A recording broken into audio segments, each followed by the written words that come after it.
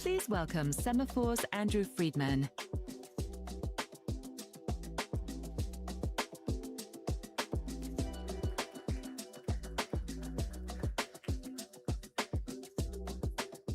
Good morning, everyone. Please keep coming, getting seated. We have a few seats left.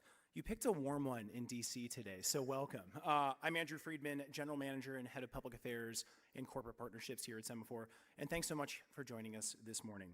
The pace of change today is absolutely extraordinary. New technologies are shaping how we learn, communities are adapting to shifting economic realities, and institutions across society are being challenged to evolve. In moments like these, progress often depends on leaders who are willing to invest in ideas before outcomes actually become certain. That's where philanthropy has long made its greatest contribution.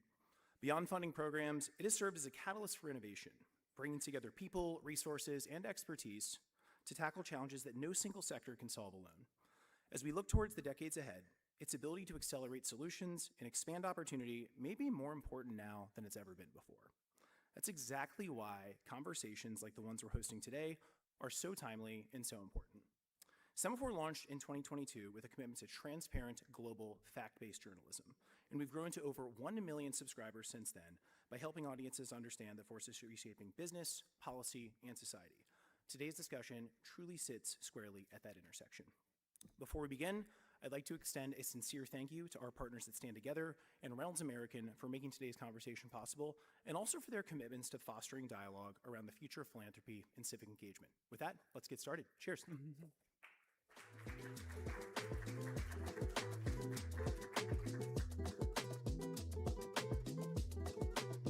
Joining us now, Emma Bloomberg of Murmuration and Amnun Nawaz of PBS NewsHour.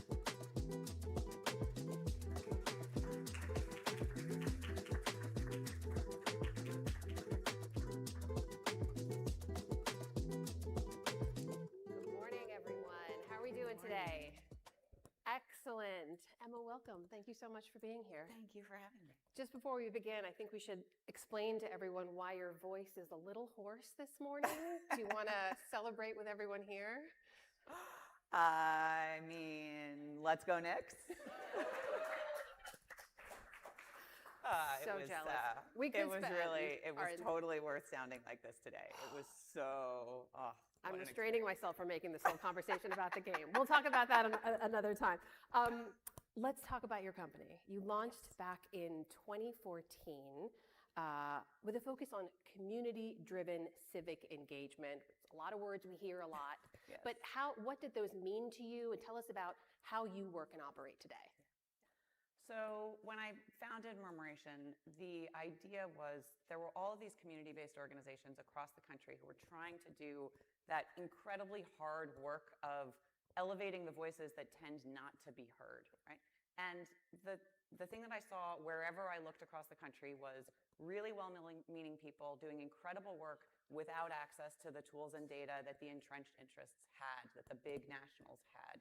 And it just seemed like each of them was not going to solve that tech and data problem on their own, but we could centrally pull together the tools that they needed, the insights that they needed to better understand their communities, and then also the services that they would need to be able to use that technology, use that data, and really build and activate power in their communities to affect change. The focus on data in particular struck me, and it really is what sets you apart in this space. So tell us a little bit specifically, give us an example. What kind of data are you using, and then how do your partners put that into action? So our core data asset is something called Atlas. And Atlas is our picture of civic life in America. So we take lots of data about people. That's the kind of thing you would think of as being in a voter file. We do source from multiple voter files and from lots of other places. So that's demographic data about registered voters all across the country. Then we have place-based data. So we have a partnership with an organization called My Sidewalk. We have lots of research partnerships with major universities across the country. And that's to understand what the places those people live in are actually like. How are they doing on educational outcomes and economic mobility and the environment and similar. And then the third bucket is perception data. We talk to 500 people all across the country every single day through a program called Civic Pulse, asking them questions about what it's like in their communities. What are they talking about at their kitchen table? What's keeping them up at night? What's giving them hope? Where have they seen goodness? Where do they wish things would change? And we combine all three of those data sets into Atlas and make that available to our partners either through our toolset or organizer or through the insights that we publish in our Substack and similar. Your partners that you work with, I'm assuming this is not typically how they're used to working. They don't have access or haven't had access to information and data like that when they were building and doing the work. They're used to doing things a certain way. How receptive were they to something like this? And specifically, what kind of changes have you seen this is able for them to be able to drive? Yeah. So our partners run the gamut in terms of their experience using tech and data. Some have used other tool sets, and this is very easy. It's just, hey, what you're using wasn't necessarily optimized for truly local work. Like we really think about what do you need when we go down to districts of 5,000 people. It's smaller than that, the data gets a little messy, but we try to get down to really like what is in your community, not just like your city or your state or your the country. So for some, it's a decently easy transition. For others, they're all volunteer-based. They've been tracking their door knocks on yellow legal pads and really thinking much more about human connection and not about how to then take that human connection that happens today and think about what you can do with it tomorrow, right? And so we ground ourselves very much in this idea that all of our work is about people, right? And we're not trying to replace that human connection with technology. In the end, most of our partners use our technology to then go and knock a door and have a conversation, right? Or to invite people into a space and then have a conversation. So there are some of those initial conversations, I can think of a few with some of our earlier partners in particular, that there's a little bit of that fear of, well, if you bring technology in, am I going to lose that connection that I value so much, right? These people live in my community, right? We're not talking about someone who, from my office in New York is trying to build relationships in towns across the country. These are people grounded in community trying to build that sense of unity and that sense of power so that they can affect change.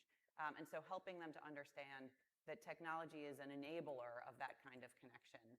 It helps so that when you walk into the room the next time, I can actually see, hey, last time you were here, you had a conversation with my friend, not with me, but I know what happened in that conversation. So I can meet you where you are and we can move even deeper in our relationship.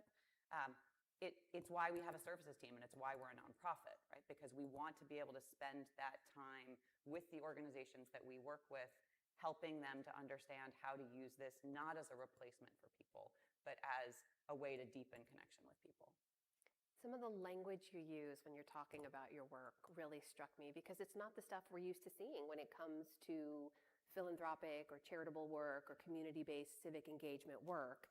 You use the word accomplices in a recent op-ed. You said you talk about the country needing accomplices in the work of transforming America. You said people and organizations who are willing to make each other's priorities their own priorities. And that word accomplice can have kind of a negative connotation, right? Like someone who's helping you to commit a crime in some way. Bury the body, so to speak. Yes. The way that you phrased it was like you need people actively engaged at treating others' priorities as their own. What did you mean by that? Why do you see it that way? Yeah. We think a lot about centering the community versus centering the issues that any one organization cares about, right? Like community-focused organizations across the country tend to come to the table initially because of one problem they're trying to solve. But people in communities don't live in those issue silos. And so really thinking about if at our core, if I come to the table because I care about public K-12 education, I care about that because I want people in this community to have opportunity in life, right? And that requires any number of other things to be true. So shouldn't I have as vested an interest in the organization in my community who is working on housing or working on economic mobility or working on a jobs training program?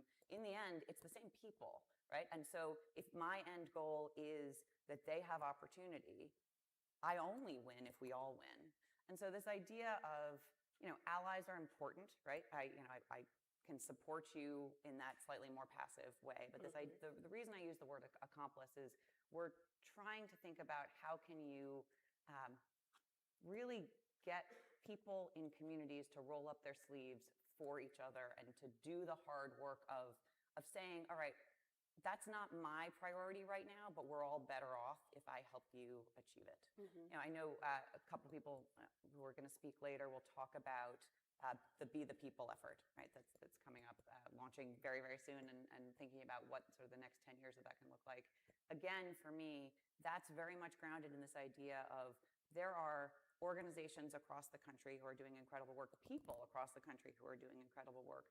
How can we elevate those stories, bring those people together, get them to take action together on the common issues that their communities are facing, so that in the end, we can actually be the America that we all know is possible?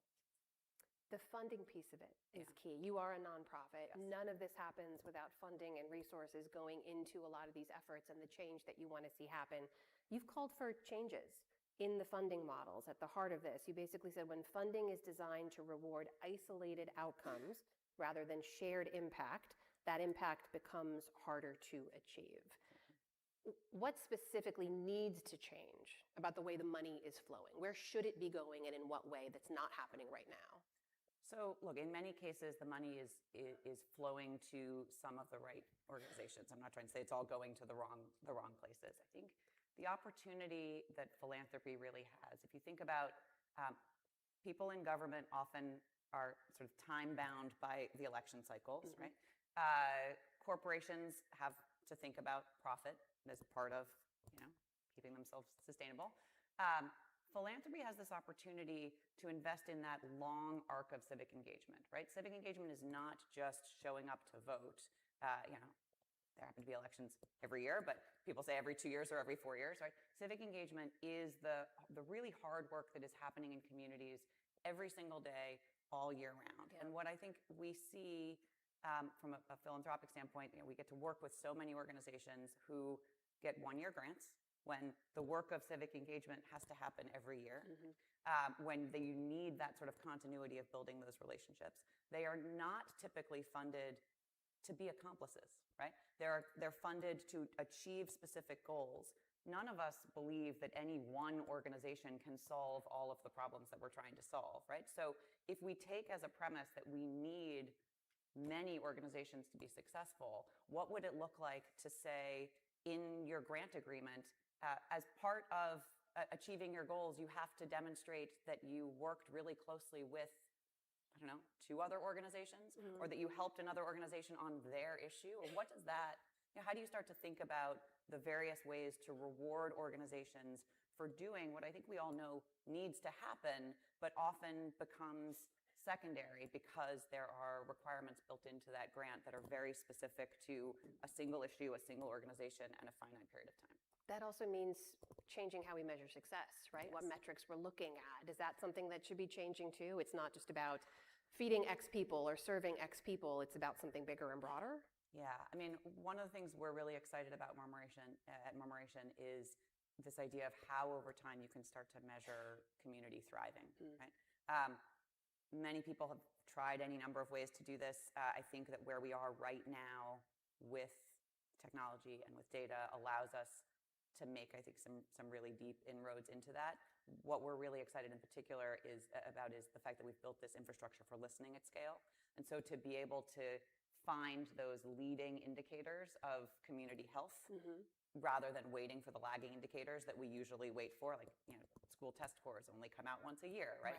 Economic data often comes out on a much longer lag time, right? And so how do we start to think about, what is the end goal? The end goal is almost never the programmatic achievement, right? It's some kind of broader impact in that community.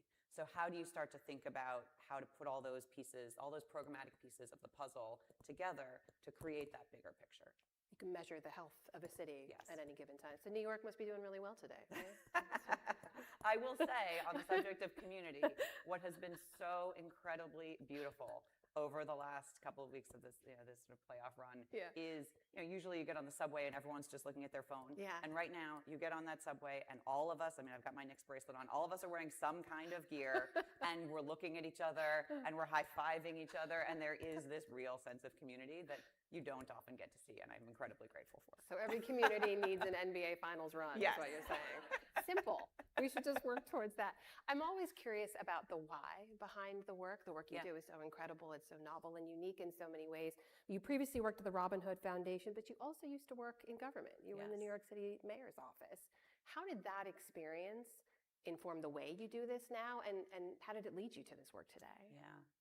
God, it was a long time ago that I worked for the city of New York, but it was truly formative. You know, I'm born and raised there, and to have this opportunity to experience the city in a totally different way, and to go deeper into neighborhoods that I had never been in growing up. Right? I mean, it's a huge city, and each of us lives in a small town within that city, and so to truly explore it, to truly see where there were incredible pockets of opportunity and where zip code really was determinant of your end goal, right, your end outcomes.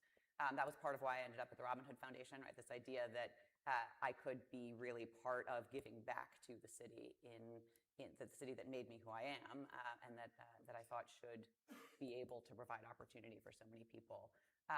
Thinking about scale, though, was really one of the things that I took away from government, right? I can remember working at Robin Hood, having a funder say to me, you know, if we raise $1 billion, can we fix public education? And I said, we can find ways to spend $1 billion, but the budget, now it's double this, but at the time the budget was $22 billion for the education department.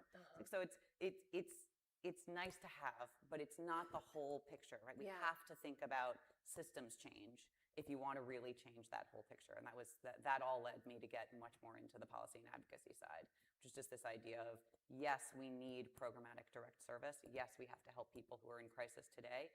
And there will be people in crisis tomorrow if we don't actually fix the systems in which we're all operating.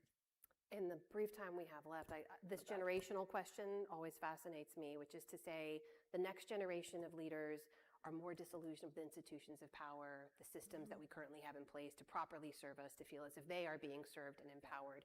What would you say to them in terms of the kind of opportunities they should be seeking when it comes to community, civic engagement, philanthropic work? Where should they be looking to make that change? So I'll answer that in two ways. I would say first, for all of us, right, democracy is a system of faith. So if young people don't actually believe that they can affect change, they won't participate and democracy won't work. So it is beholden on all of us, if we want our democracy to function, to find ways to rebuild the trust in it. That does not just mean free and fair elections, right? That means really getting down to what is civic engagement. Civic engagement is cultural, right? It is a belief that each of us has a responsibility to our neighbors, to the people on our block, to our community broadly, and to this country to try to affect change. And then for young people, what I would say is it is possible at a local level, right? It is really hard to see your individual impact if all you are doing is thinking about the national picture. But if you say, okay, my block, right? What can I actually do here? Or, hey, people don't think of these things as civic engagement, but hey, wouldn't it be nice if that dead tree on the corner was replaced? What would it take to do that, right? And you start to ask questions. It turns out all of us has power to affect change in our community if we take the time to say, well, how would that actually happen? Oh, okay, I need to go to this community board. And by the way, community boards are always looking for those kinds of things to solve, right? Those are the easier problems to solve. So what does it look like to help young people understand how to ask the questions, to believe that they have the power to affect change, and to provide them with the opportunity at that local level to see it? Because if you see it, you come back for more. And that's how we build that muscle. Folks, please join me in thanking Emma Bloomberg, founder and CEO of Murmuration. Thank you. And Nixon 5.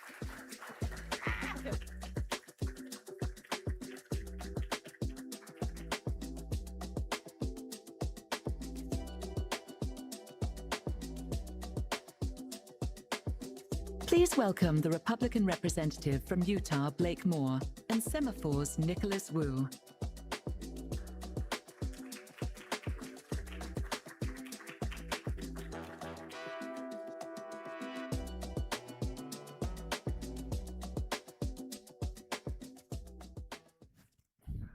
All right, honored to sit down today with Congressman Blake Moore of Utah. Thanks so much for being here today. Absolutely, thanks for having me, everyone. All right, so I wanted to start off at kind of a higher level and talk a bit about the big, beautiful bill. You know, I understand that this is an audience that's very interested in philanthropy, and you worked in including an enhanced tax credit for charitable deduction in that. I mean, how do you expect that to change charitable giving? Right, well, the story behind it obviously is, and that I hope that folks can recognize, is when you make a policy decision there's going to be externalities. There's going to be things that change, and then you get a chance to monitor it, watch it, evaluate it. And after 2017, there was, oh no, there's a great thing that we did with increasing the standard deduction that actually addresses one of the biggest problems with our tax code is it's overly complex, and middle and lower income families are going through a process that it would be more beneficial to them if they had a higher standard deduction, right? It's been a good policy change, but it discouraged people. It discouraged small dollar donations. It discouraged folks that were going to be giving $500, $200 bucks to be able to write that off in their taxes. And so we watched that after post 2017. So I commend a lot of the work, probably of many of you in this world that have made that issue known to lawmakers. And as I came on the stage, I had a unique background in social impact and philanthropy and things like that I did in my profession. And we tried to rectify it. So Senator Langford was a huge champion on this as well. I worked on it from the House side. Let's do an above the line deduction that you get to take for just a little bit for some more of your charitable giving, whether it be to a United Way or a church or something like that. And so it's never going to be perfect, but I think we've got a really good sweet spot where we still have that simplified tax code with an increased standard deduction. Now that will be indexed and moving forward, and then of course giving folks a little bit more relief if they are willing to go and make that $100 donation to their local Boys and Girls Club. And hopefully folks can settle in and get that incentivized. I see. But with trust seeming to be declining in institutions, do you see a place for tax policy as a way of increasing giving and civic engagement? Can't tax, as a Ways and Means member, can't tax policy and just solve everything, right, with people? As far as trust goes,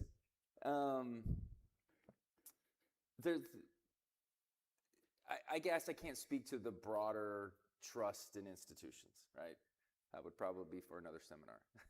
But as I could say that people have a great experience with the philanthropies that they know, and we didn't want them to continue to be disincentivized, or let's say not incentivized to give. And so tax policy just helps juice it a little bit more.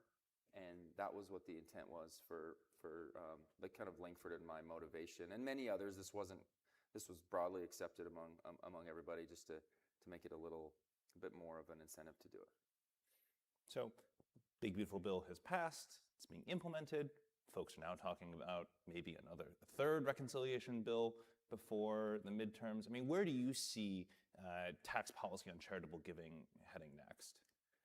So hopefully we're in a steady state right now with respect to the Charitable Act, private foundation excise tax, right? That created a bit of a shockwave through, and I'm from Utah, as you may know, and I was sitting at what's called the Giant of the City, and so our Chamber of Commerce in Utah does this annual event, and as I was there, I looked up on the board at all the donors and the sponsors and everything that does this, and they give this unique award, but it's a big fundraising effort for the work that they do. And I saw a list of 7, and I've known these families, I've known these foundations for a long time. I saw a list of 7 of them, and it kind of hit me, and we were in the middle of deliberations, and we weren't talking about what the tax bill was shaping out to be, and we needed to be very mum about that, but I saw those names up there, and I just had that moment. I was like, I need to do more, right? And so I went back to committee, and they're like, great, let's find a workable spot. We found a spot. The Senate did what they did, and we realized that it's worth looking to. We've got to consider transparency. It has to be a part of it. We have to make sure that this doesn't get out of hand, right? And you can't have a lot of foreign money coming in and making big influences in our society. But we looked at that and thought, okay, we've got to recognize the good that's being done, and to the committee's credit and leadership's credit, it was something that we landed, I think, in a good spot. So going forward with 3.0, I don't anticipate a ton of work in this space. I think we landed in a good spot, and 3.0 is going to be a little bit more focused. And I don't see this growing to be a big aspect of it. Makes sense. we've been talking a bit about these party line bills that are passing through reconciliation, but where do you see any room for bipartisan deal making or consensus on charitable policy? Like, if we were to put the Charitable Act in front of the Ways and Means Committee, it would have passed, no problem, right? The reason why these things become partisan is largely because you have one opportunity to do legislation now. It's a bigger problem with our political environment than it is, I would say, well, Congress is always the problem. Let's give its credit where it's due. But the environment that is forcing us lawmakers into, well, we got to get it done in reconciliation because we're not going to have a vehicle to be able to do it otherwise. And that's a big problem, because if you were to take the Charitable Act, that was co-sponsored, bipartisan, of course. We worked on it together. I think Schneider was on it. Don't quote me, but I think we had a handful of people. But then take the R&D expensing, bonus depreciation, all that stuff is bipartisan. You just need a vehicle to get it through, and that's reconciliation sometimes. So I think it's alive and well to make sure these things are moving forward, but getting them across the finish line is what's being very difficult. The collaborative work up to that point is there. You could probably take a look at most of everything in the One Big Beautiful Bill from the Ways and Means, and most of it would have been, largely accepted. It's just there's a couple things that keep you away from doing it in a collaborative way. But what I will say is, we just had a hearing on crypto and the tax implications of it. Like, there's strong bipartisan work, trying to find that spot to be able to get there. So I see. For your caucus on philanthropy, and it's bipartisan, but your Democratic lead, Congressman Davis, is retiring. Who do you see your next Democratic partner as being? People are just lining up for this. No, I haven't gotten to that point yet. My primary's in like 8 days, so we're just focusing on this not being my last time too. So we'll get through my primary. We'll get through. We'll kind of finish it out. I think if Davis and I can, have some broad communication to members about what we've accomplished with respect to the interactions we've had with you all and all the organizations that have engaged on this issue, I think we can keep this going. So that's a good segue. You have this tricky primary coming up. How are you talking about these tax policy changes back home? Is that something that folks care about in the primary? Let me say this that I didn't just outwardly mention. When have we ever seen $6.25 billion of philanthropy go to just one specific initiative? Maybe there's a bunch of ideas out. Maybe there's more than I thought. But being the lead on the Invest America, the investment account for kids, the Trump accounts, being able to lead that effort, I talk a lot about that at home. I have 4 young boys that I want them to understand the value of compounding interest and things like that. And for Michael and Susan Dale to come in, they're contributing as much almost than the government will be doing. Right? If you look at it, there's 3.7 million babies born each year, so it's $1,000 each that will seed their accounts. They did over $6 billion to help children that in the out years that don't get this immediate benefit, with ages from like 1 to 10. They're trying to seed all these accounts with $250 for them to start, and just encourage them to get an account so they can just start that process.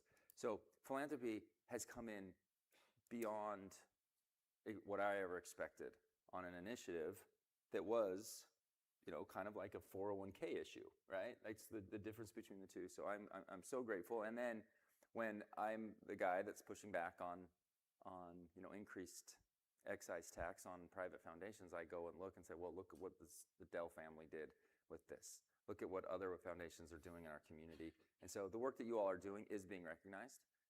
We're trying to highlight that with the caucus, and it goes into tax policy. So when I go back home, I can talk about how I'm trying to change things, and now what your child probably would have typically done.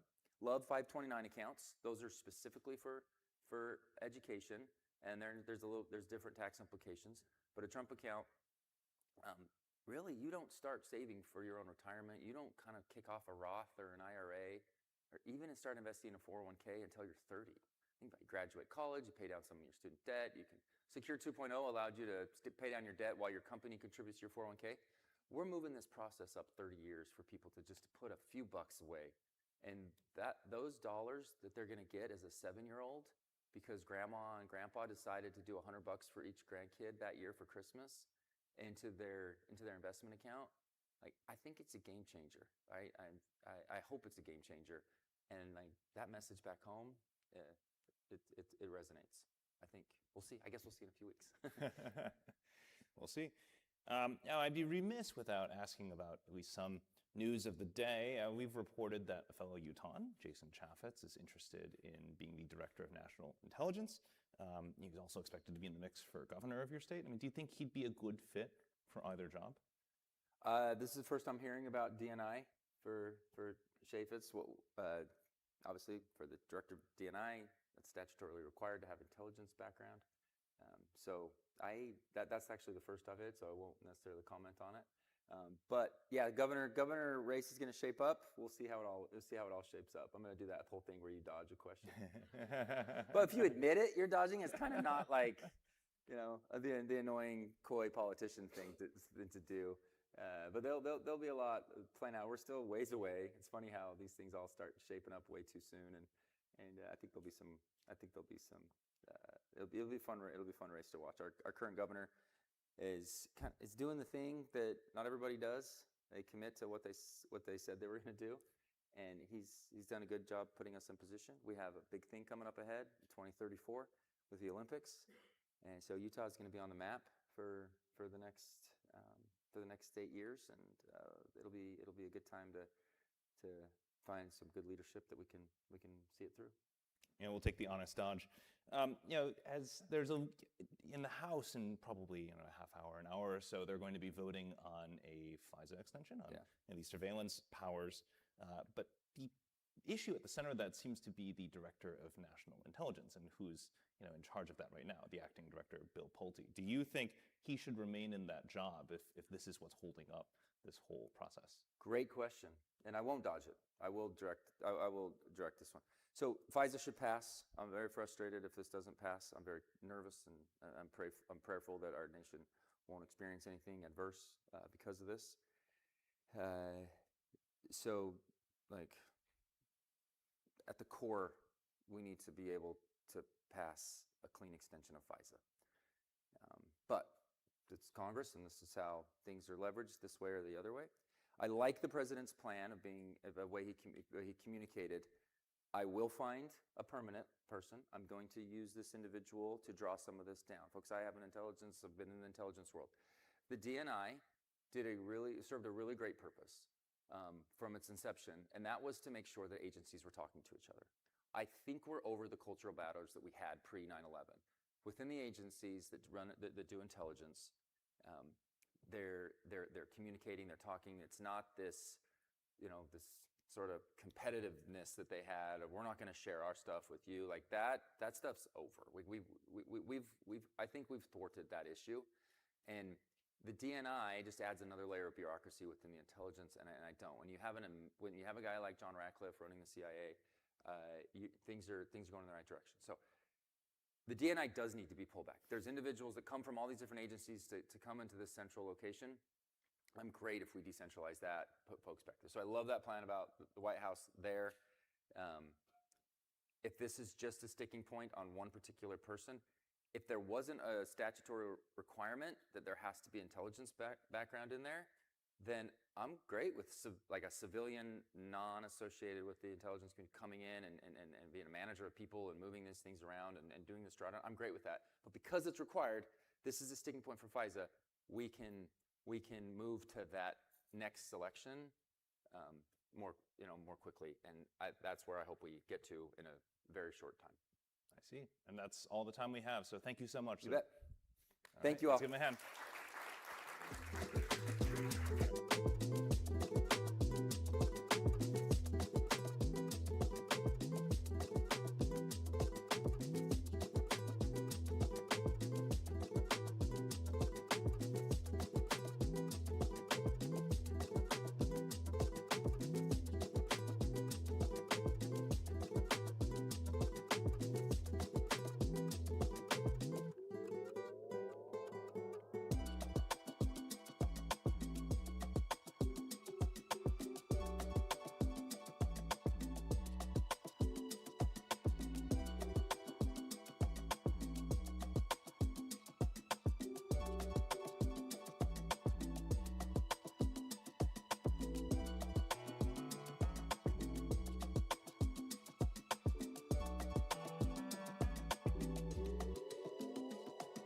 Please welcome Brian Hooks of Stand Together, Tim Shriver of the Special Olympics, and PBS NewsHour's Amna Nawaz.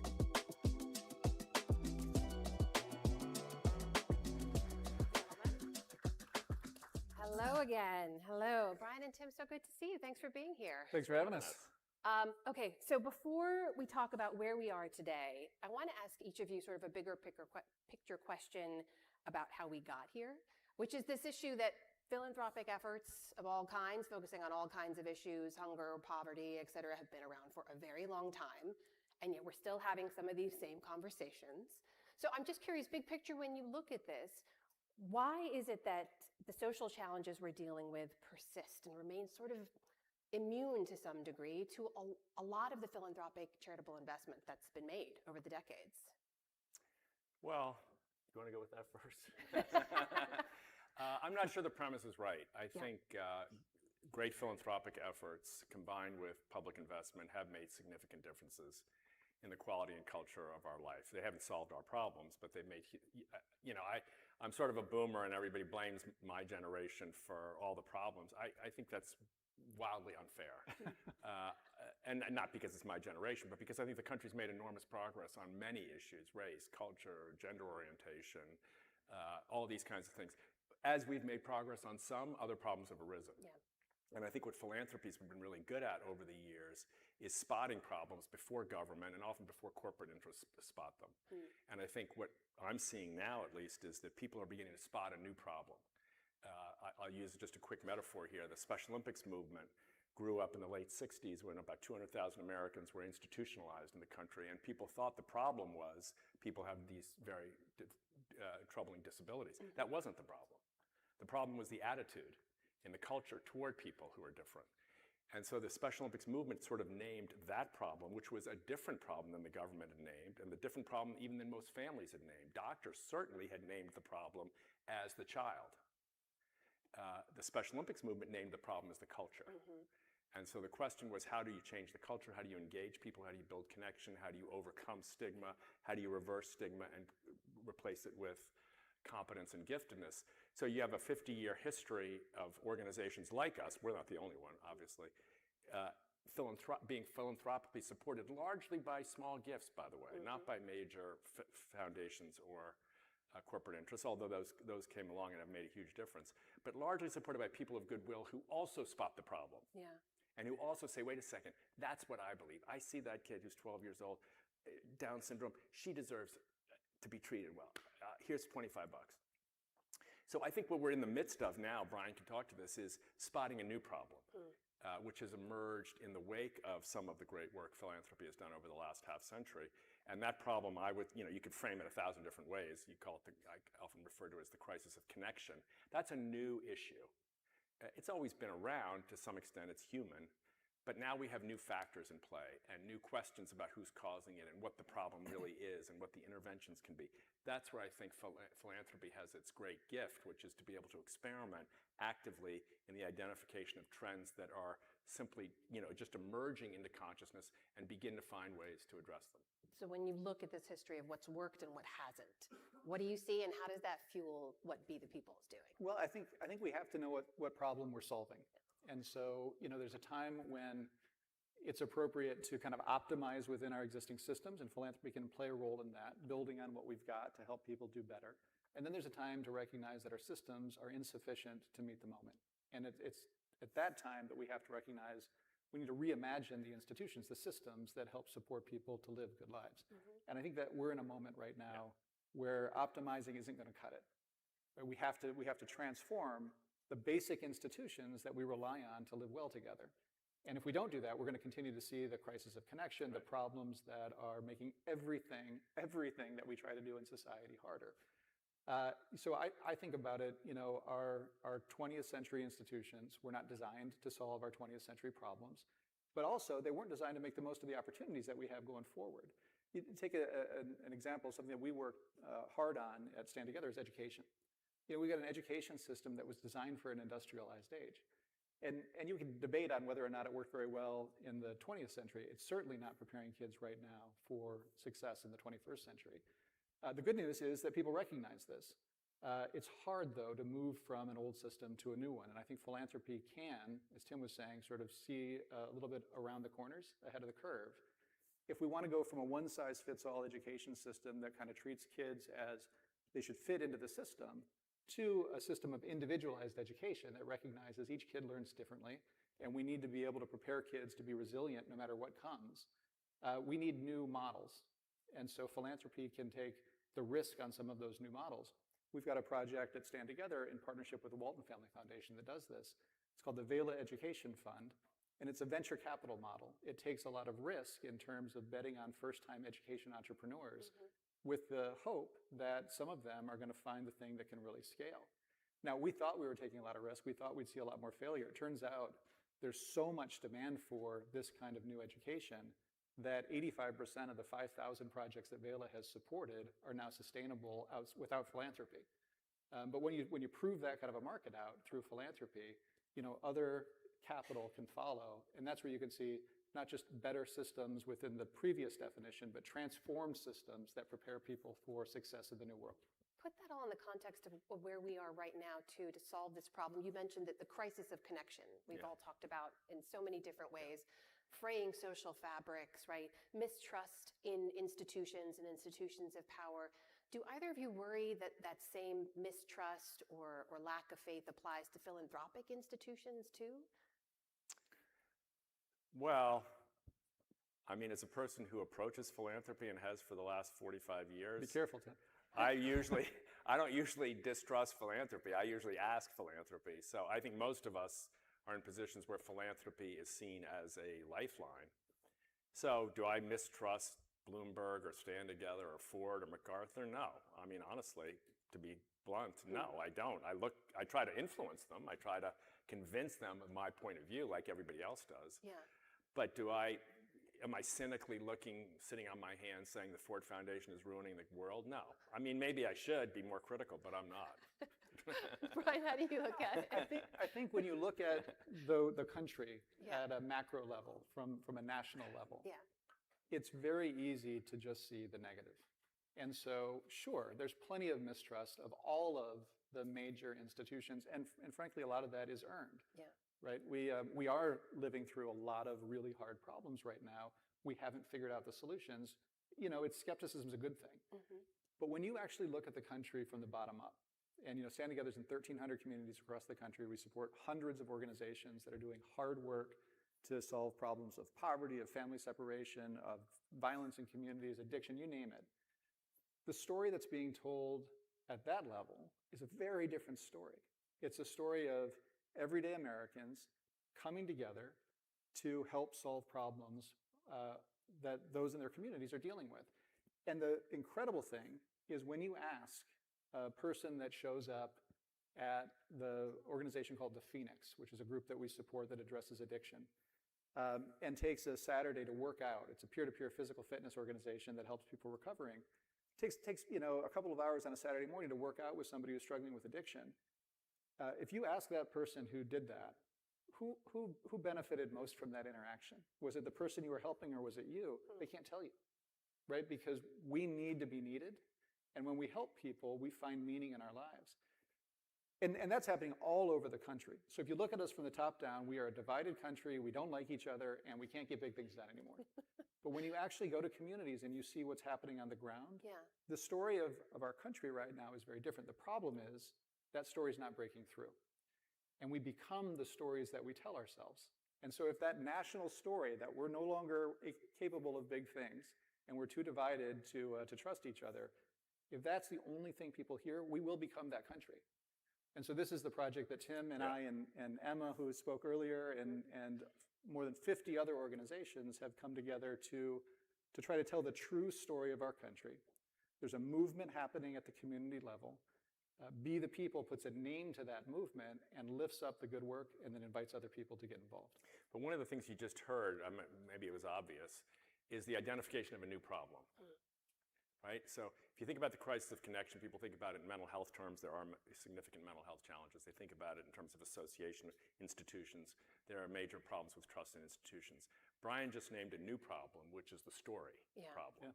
Right? So I'll give you just a quick example of this. I was doing a focus group on this topic with middle school kids, and I did a bunch of them, I had middle school kids in a school outside of Des Moines, Iowa, and I was asking them about bullying because I was taking the issue of this divisiveness. How do kids feel it? They feel it as bullying, right? That's my opinion.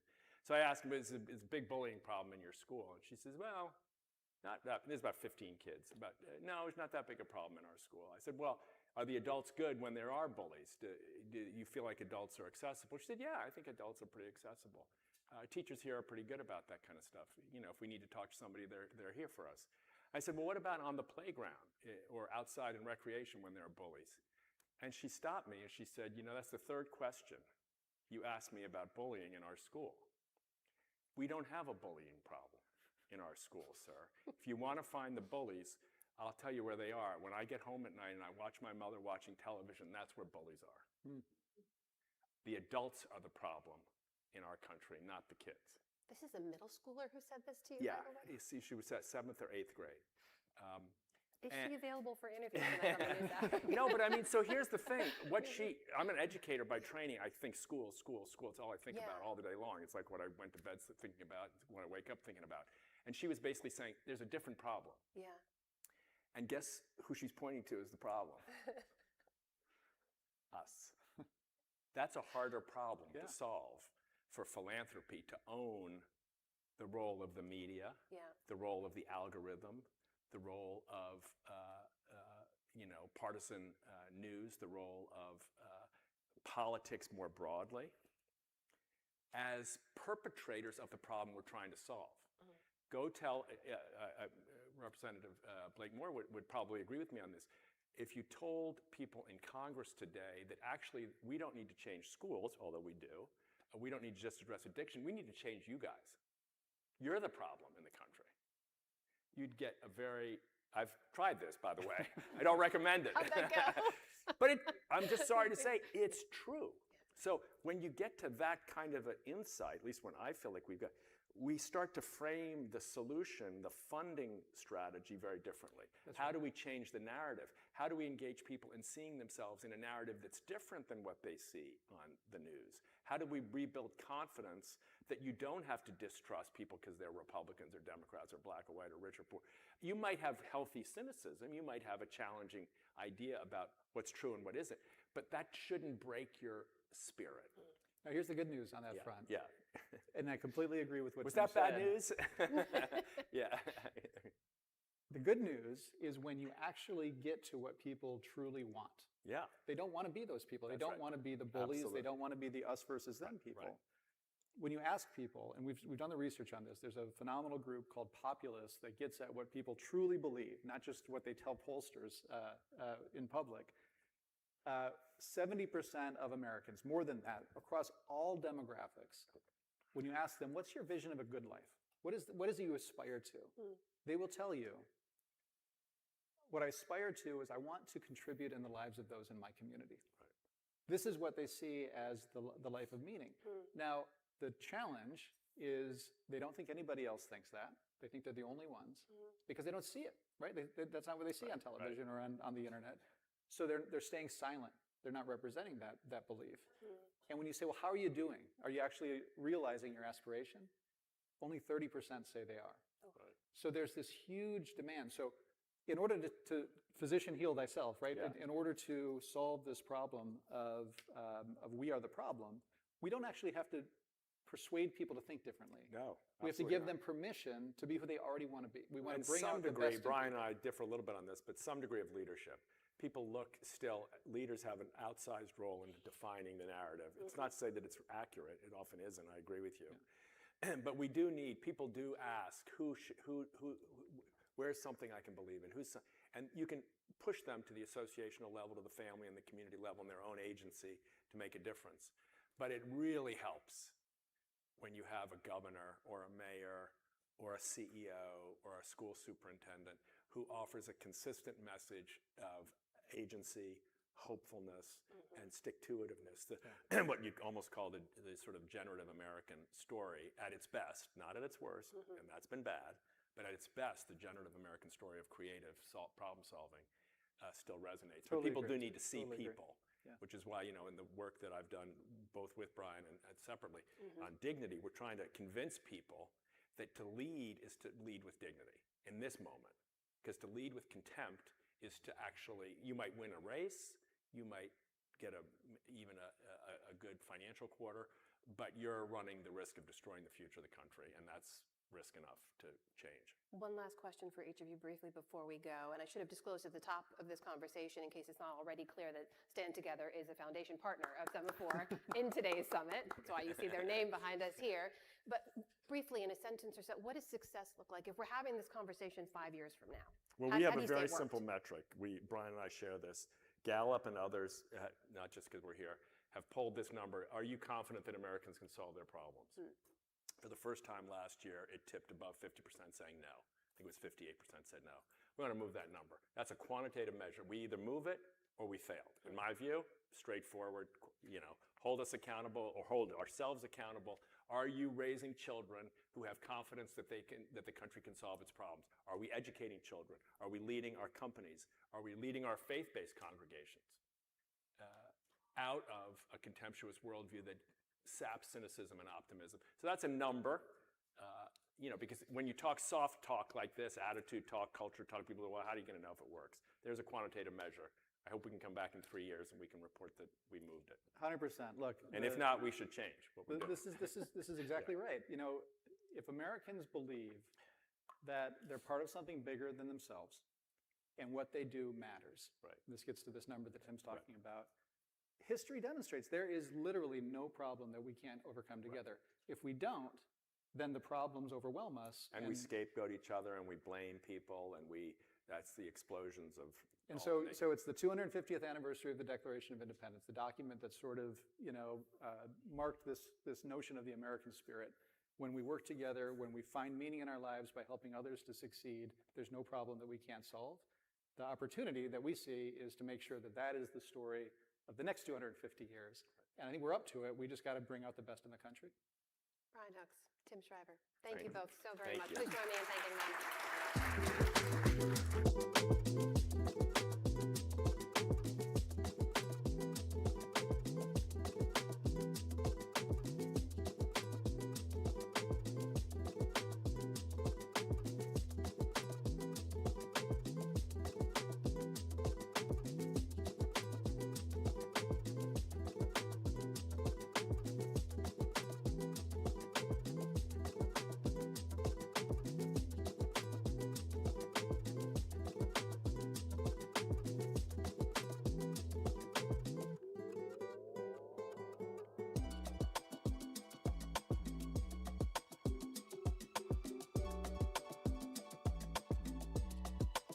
Joining Amna on stage, Stacey Stewart from Mothers Against Drunk Driving.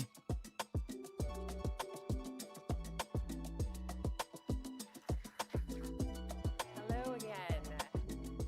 Welcome, Stacey. Thanks for being here. Thanks for having me.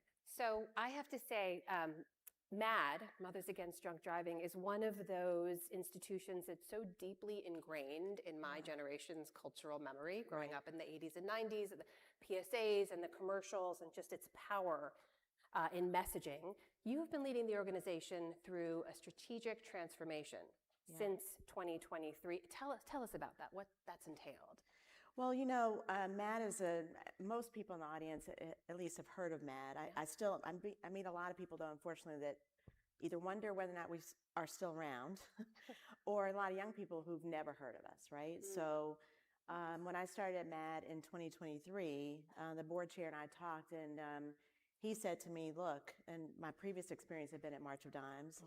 He said, look, I'd like for you to do for MAD what you did at March of Dimes, which is bring it back to life. That was a difficult thing to do because leading March of Dimes, where we solved polio, what do you do with an organization after you solve one of the most challenging public health crises ever that the world has ever seen, right? And we moved to focusing on infant and maternal health. At MAD, one of the things that's really interesting about our work is that we've always been around ending drunk driving. It's really now ending impaired driving because the nature of impaired driving has really changed. Alcohol is not the only issue. We have cannabis, we have other prescription drugs. that lead to impairment. And a lot of people think that the issue was solved because, and Tim Schreiber and I were just talking about this, MAD has been an effective organization in changing the cultural norms around impaired driving. I mean, people pretty much know it's not only is it illegal, it's not acceptable to be behind the wheel and drive, but it's still, and if you're drunk, and but people still do it. And today, this year, between 12 and 13,000 people will still die because of impaired driving. Hundreds of thousands of injuries. And so a big part of what we're trying to do is to remind people that even though Matt has done a lot of things like lead the fight to establish a minimum drinking age of 21 in the country, or lead the fight to have a federal law around 0.08 marking blood alcohol concentration levels, the point at which you're driving illegally, we still have too many people that do it. And we now are looking at some of the deeper issues of why that is, and that's part of our transformation. How much has technology played a role in your mission and your work? I'm thinking about things we have today that we did not have even 5-10 years ago, like the kind of driver monitoring or impaired driving prevention technology. Where does that fit into your mission? So technology is a huge part of how we'll get to solving and ending impaired driving for good. And I think our biggest challenge right now is making sure people understand the technology and understand how it will keep us safe. Unfortunately, there are some really dangerous and irresponsible narratives that are floating out there around technology as a kill switch, and it's going to stop your car in the middle of nowhere, and you're going to be stuck with your kids in the back. And I think what people don't understand is there's a lot of this technology is in your car right now. If you've bought a new car recently, there are in many cars today, there are driver monitoring systems that are helping you stay in your lane properly, or that are even automatic braking systems that are helping you to prevent a crash if you're somewhat distracted. In Europe, new standards are going in place in new cars today to prevent drowsy and distracted driving. My sister was in a crash 45 years ago because of a drowsy driver and became a quadriplegic. I wish technology had been in her car, and the driver had access to it then, the way we potentially will have access to it in all new cars, because of Matt's leadership in getting a bill passed in 2021 called the HALT Act, which was passed after a family of 5 was killed by a drunk driver going on the wrong direction on I-75, who was at 4 times the legal limit. 2 parents and 3 kids were killed, the Abbas family in Detroit. And out of that, legislation was passed called the HALT Act. It's an acronym in honor of the Abbas family. But what it does is it now mandates anti-drunk driving technology to be included in all new cars, and it is life-saving. The research shows that it can, once fully implemented, it will save 10,000 lives per year. And if there's 12 to 13,000 people dying every year because of this, you can see how closely we can be once these technologies are fully put in place to ending impaired driving. But really, technology writ large is really a part of the solution. Intelligent speed assist technology to stop super speeders, or driving and drowsy technology, prevention technology, or even autonomous vehicles. I mean, we're very much in partnership with Waymo and other AV companies, because we think all these technologies working together can be a force for good. You mentioned how deeply personal this work is for you, and thank you for sharing that. I wonder, sort of writ large, when you look at who chooses to get involved and support different philanthropic efforts, often you see people who have themselves been deeply impacted by an issue, right, before they find the way to get involved and the energy and resources to invest in it. Does that worry you in any way, that until people themselves are directly impacted by it, they're not necessarily invested in wanting to support that effort?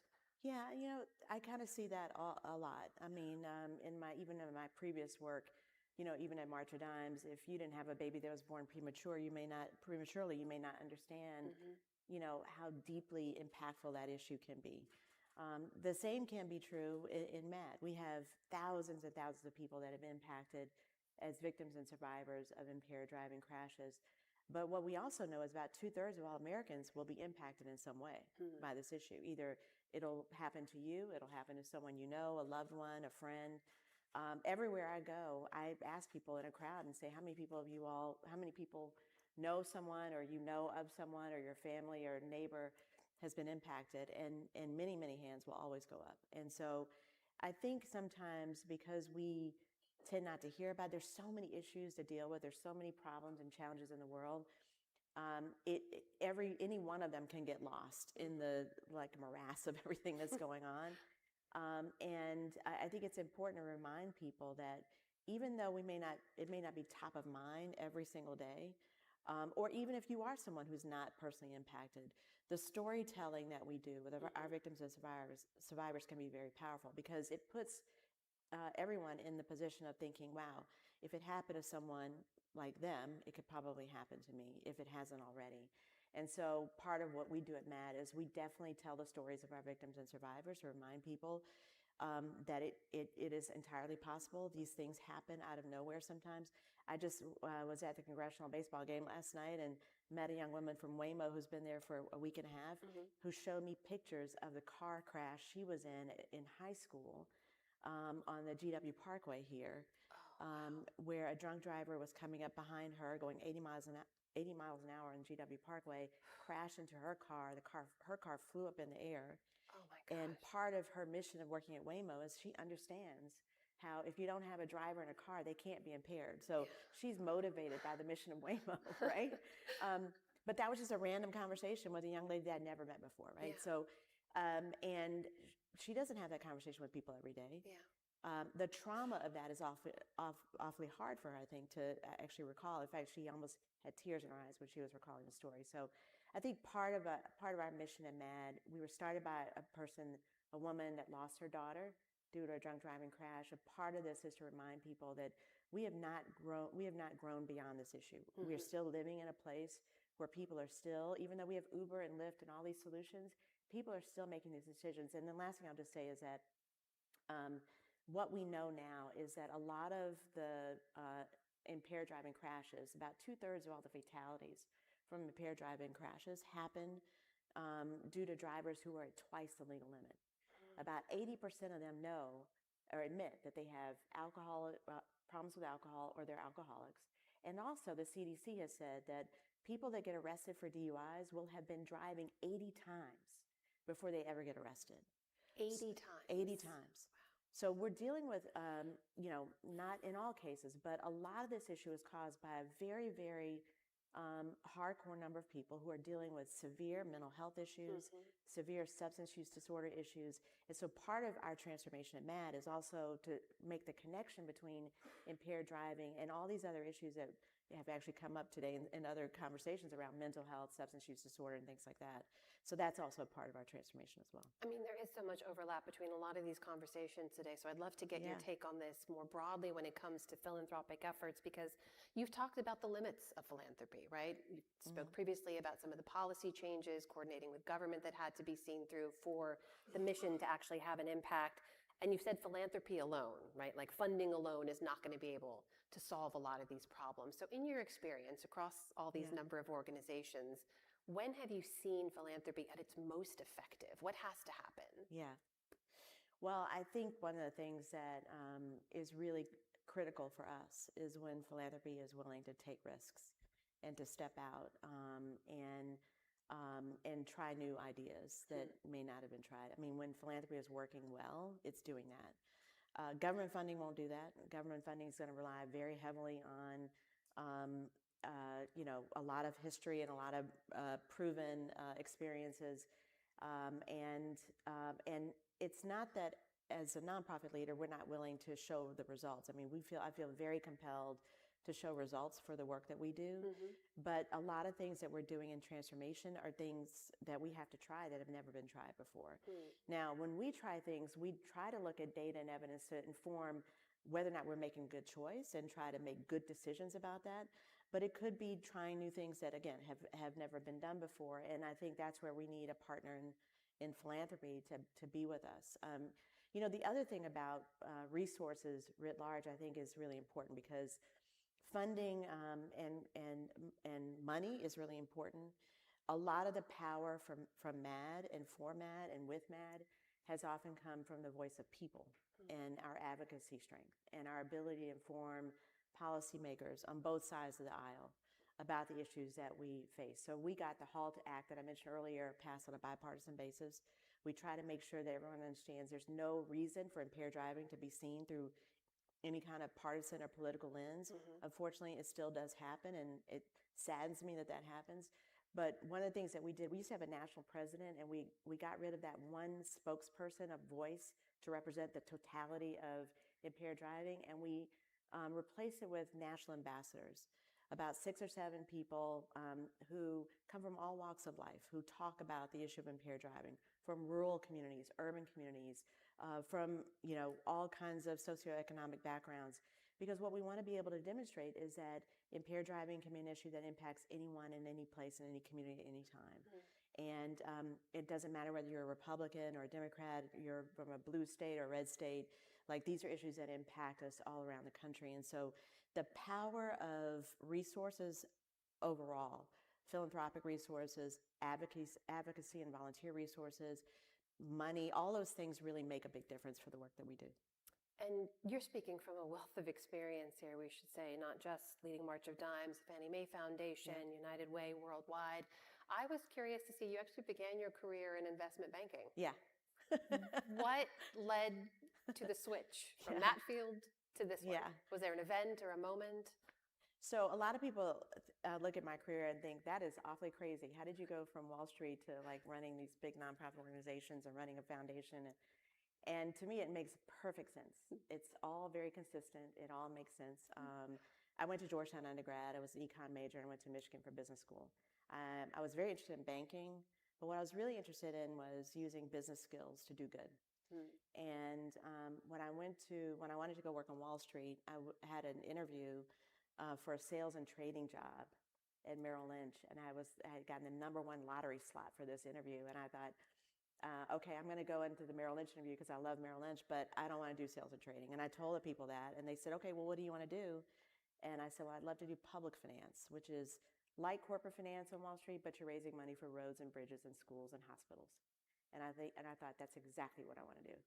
And that's what I did. And I did it for 5 years. And then I switched and started working for Fannie Mae, which is another big financial company with lots of financial resources, but does good. And then it became where it didn't matter what sector I was in, whether I was in private sector or the philanthropic sector or nonprofit sector, like I could do any kind of good with my business skills in an organization that really needed my experience. And so that's what led me to all these other organizations. But I feel like I've always been that person to lead with business skills to help organizations function more efficiently and more effectively with more impact. But always to help people improve their lives and help improve communities.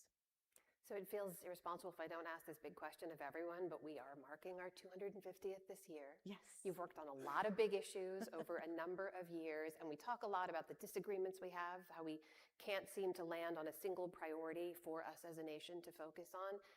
Is there an issue, you think right now, a big issue that Americans are all aligned behind, that this is something we can focus on fixing at this critical moment in our history? Yeah. Well, it's, I guess I wouldn't put it in terms of, is there a social issue? Yeah. I want to reflect on something that was kind of a little bit in the previous conversation that I heard a little bit in the background, which is that I agree that there is a narrative that we're broken and divided. And I think if anyone goes around the country, Matt is in all states around the country. We talk to people in communities all around. When we have people flying in to speak to folks on the Hill, we look like America. We look like a bunch of people who are coming from all communities, all backgrounds, but we share this one common issue around impaired driving. And I think one of the things that we do lose sight of, because we spend so much time listening to talking heads and what comes on early morning or all day long, and a lot of opinions from people. And I think people thrive in this idea that we're different and divided. And we're really, we're not as divided and different as we sometimes are told that we are. I just became chair of the King Center Board in Atlanta. And it is coming at such an important moment where a lot of the principles around Dr. King and nonviolence and how we heal as a country and as a world are more relevant now than ever. And what I would say is that I think a lot of people in this audience and a lot of people around the country are yearning for that, are yearning for someone who will remind them of who we are.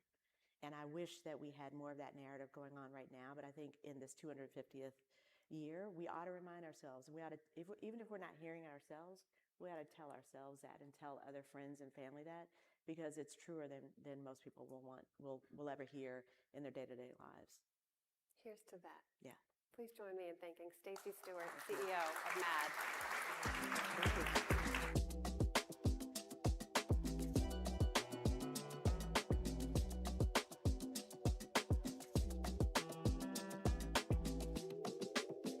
Please welcome Steve Preston of Goodwill.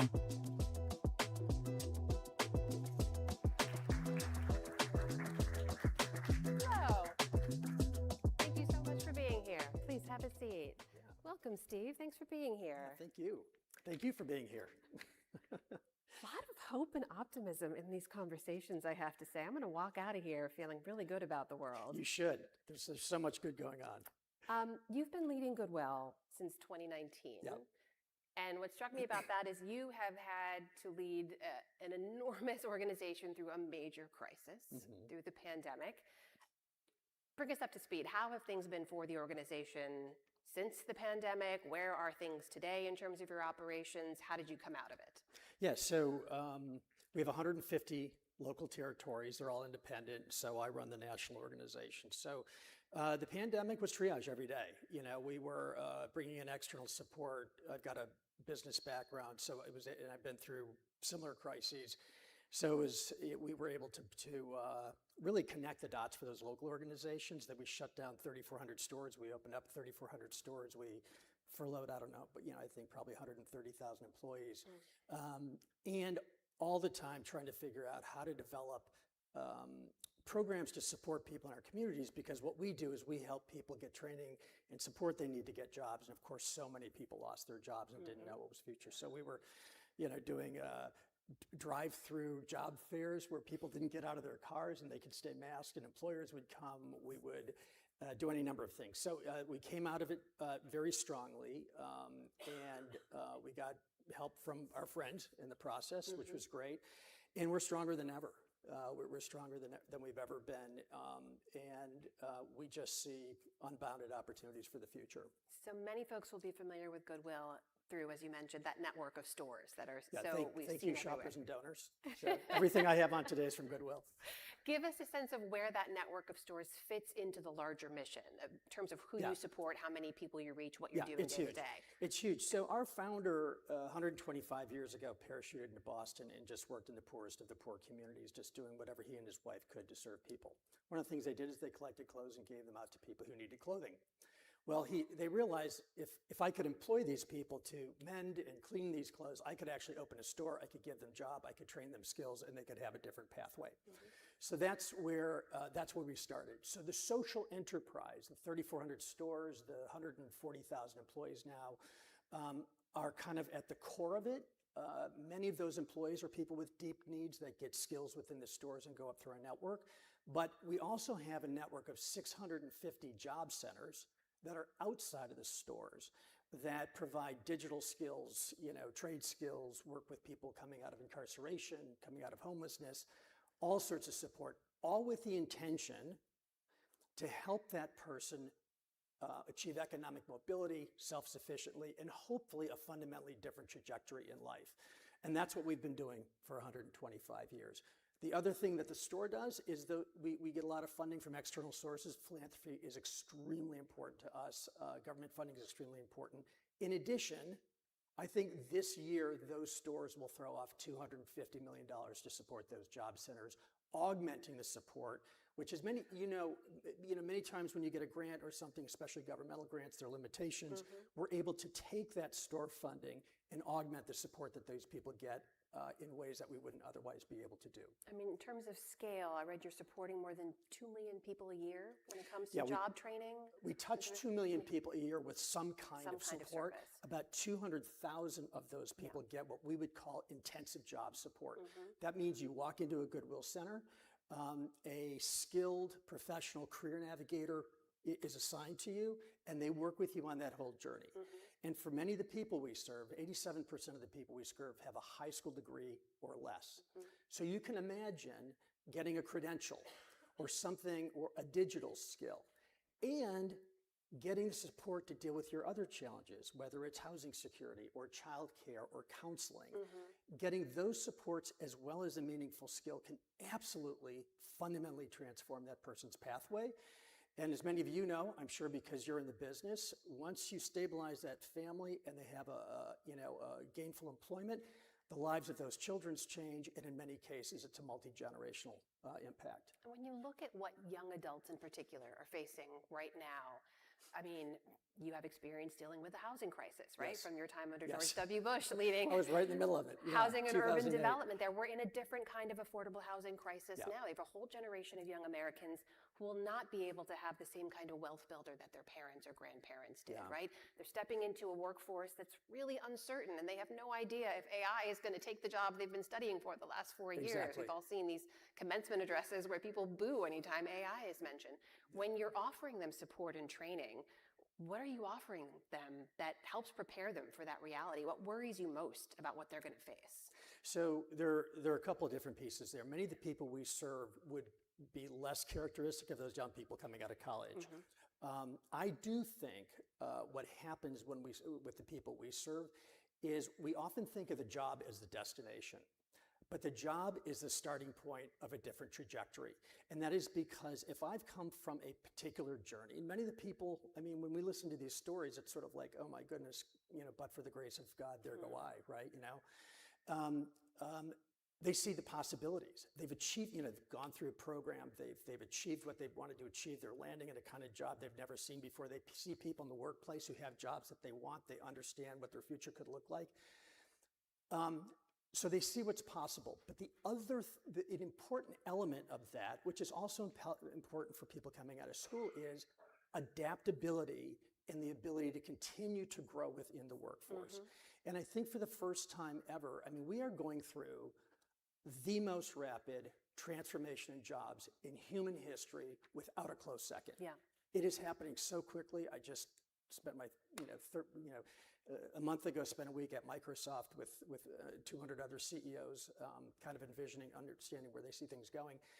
I'm in a lot of convenings with other leaders, listening to what they're doing in their organizations. It is happening very quickly. We haven't seen it hit the unemployment numbers to the degree that we have for a lot of reasons, but it's changing very quickly. And what we need to do is we need to continue to help people evolve as lifelong learners, being able to leverage the tools that are coming out and harness them for the benefit of their jobs. And increasingly, to a very high degree, we're seeing employers require core AI competencies, even to talk to people for jobs. And we're just really at the front end. I mean, when you really look at what the leading edge companies are doing in AI, I think it's going to continue to move quickly. But by the same token, millions of jobs available in healthcare, trade skills, advanced manufacturing, logistics and warehousing, great jobs that don't require 2 or 4-year degrees, which are perfect jobs for the 40 million people in our country that are unemployed, underemployed, or have very low wages. And we want to be the bridge. You heard Brian Hooks just a minute ago saying that the systems are insufficient to meet the need we have. And at Goodwill, we are continuing to build out the system in workforce development. And we really see ourselves as being, a really significant part of the answer of moving people from those difficult places to gainful employment. When the confluence of factors outside your organization, the economy, the workforce, all of that are changing so rapidly, how easy is it for an organization that operates at the size and scale that Goodwill does to pivot, to be able to change the way you approach the mission to meet that moment we're in? Yeah, it hits in a lot of places. It's not hard for us to pivot in terms of training people on skills. We have a partnership with Google right now. We're working very hard to reach 200,000 people with core AI capabilities, right? Kind of the foundational stuff. So those partnerships really help. Partnerships are so important, and we think about philanthropy much more broadly than money. Yeah. And benefit from them. We, like any organization, need to be able to pivot in terms of employing AI to make us not only more efficient, but significantly more effective. And we're seeing We're really seeing rapid transformation there. The other place, which is a little bit of adjacent to your question, is when you think about provisioning support for people who need it, somebody comes in the door, they need to do an assessment, they may need to get training, they need to get connected with third-party service providers, they need to get connected with a job someday. All of that stuff can be enormously empowered by AI tools under development to help people get the support they need more effectively, get the referrals they need more effectively, put tools in the hands of our career navigators to be better counselors. So we are very hopeful that the capabilities that power our engine will actually be transformative in our ability to help people move on. You mentioned the funding is not the only piece of it, obviously. There's a lot more inputs that go into it. But I do want to ask you about something specifically you said in a recent Wall Street Journal piece. You said if someone gave you $100 million, you could deploy that in 3 months, not just to serve more people, but to build a more coherent, consistent system across the country. How? How do you do that? So we sit on top of these 150 organizations. So think about us, think about them as serving in local markets. Some of them are relatively small, some are pretty big. Think about data systems. Think about technology that supports people. Think about some of these AI tools I just mentioned. Think about partnerships with third parties that can power those local organizations. We have very clear visibility into how we would build in a much stronger system of support. Those local organizations are phenomenal. They're embedded in their local communities. They know other service providers. They know the employers. They know people in the justice system who provide referrals, and they can do their magic on the ground. If we kind of come in over top and try to be able to build, sophistication and access and technology that we infuse locally so they can focus on what they do great. And that's what we would do. I think a portion of that would be to continue to build out the platform. A lot of it would then be to support local organizations to then deliver through the platform. So what's a key metric for success for you? I mean, it seems like if you're adequately training people, supporting people in the way they need to be supported, you're looking for fewer people accessing your services over time. Is that what success looks like? Well, I think so. Believe me, there's no lack of supply, which is, I was with the head of Boys and Girls Club recently, and I said, man, if you guys could do everything that you needed to do, we would probably have to do a lot less of what we needed to do. We're all sort of somewhere in that pipeline, right? Ultimately, success is really helping people reach their potential for a life of flourishing. And I think one of the most painful things to me about being in this sector is the narratives we have in society on what is possible for people who have difficult pasts is very, very dark. And I have to tell you, our reentry programs, many of them have mid-single digit recidivism rates. We see people going into really great careers, putting their past in the rearview mirror, fundamentally changing who they are to their families because they've gotten the right support. Ultimately, it is making sure that that person that comes through our door can embed in a meaningful job and then get on that trajectory and reach their dreams. And the important component of that is those people come to us with incredible potential that they've never been able to tap or issues that they've never been able to overcome to be able to leverage that potential. And so it's really placement and meaningful employment. So everyone here so far has been able to leave us with an incredible note of hope. At the end of the conversations, don't let us down now, Steve.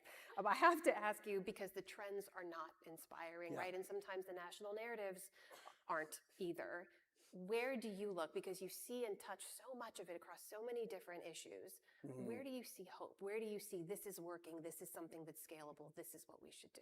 Well, one area I see hope right now is increasingly various sectors are coming together to try to solve this issue of employment need and untapped talent. And it's really kind of a weird thing because you have, as I mentioned before, you've got these millions of unfilled jobs that are good and millions of people that need them. And the bridge is getting support and training. And increasingly, we see people come, especially in the private sector as well as in the philanthropic sector, coming together to say, how do we solve this? Why? Because I need labor. And that labor is constraining my growth. And by constraining my growth, it's hurting our economy and opportunities for the very people we want to serve. So, we just announced a partnership with the Business Roundtable last week where they're connecting us with their network of employers in skilled trades.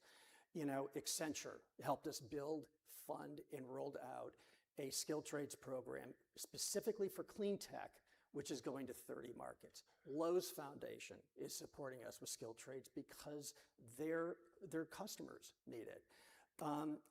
BlackRock is, the largest asset investor in the country, or asset manager in the country, has just announced a $100 million fund. Rockefeller Foundation just recently announced support for these kinds of programs. So we see, I'm just mentioning one sector, but we see this rallying of people from many sectors coming together and saying, how do we serve this? How do we solve this issue, which is both a huge opportunity for people and a huge opportunity for employers, both of which benefit our economy and opportunity in a way that's meaningful. Steve Preston, President and CEO Thank of you. Goodwill. Please join me in thanking Steve. All right, thanks very much. After you.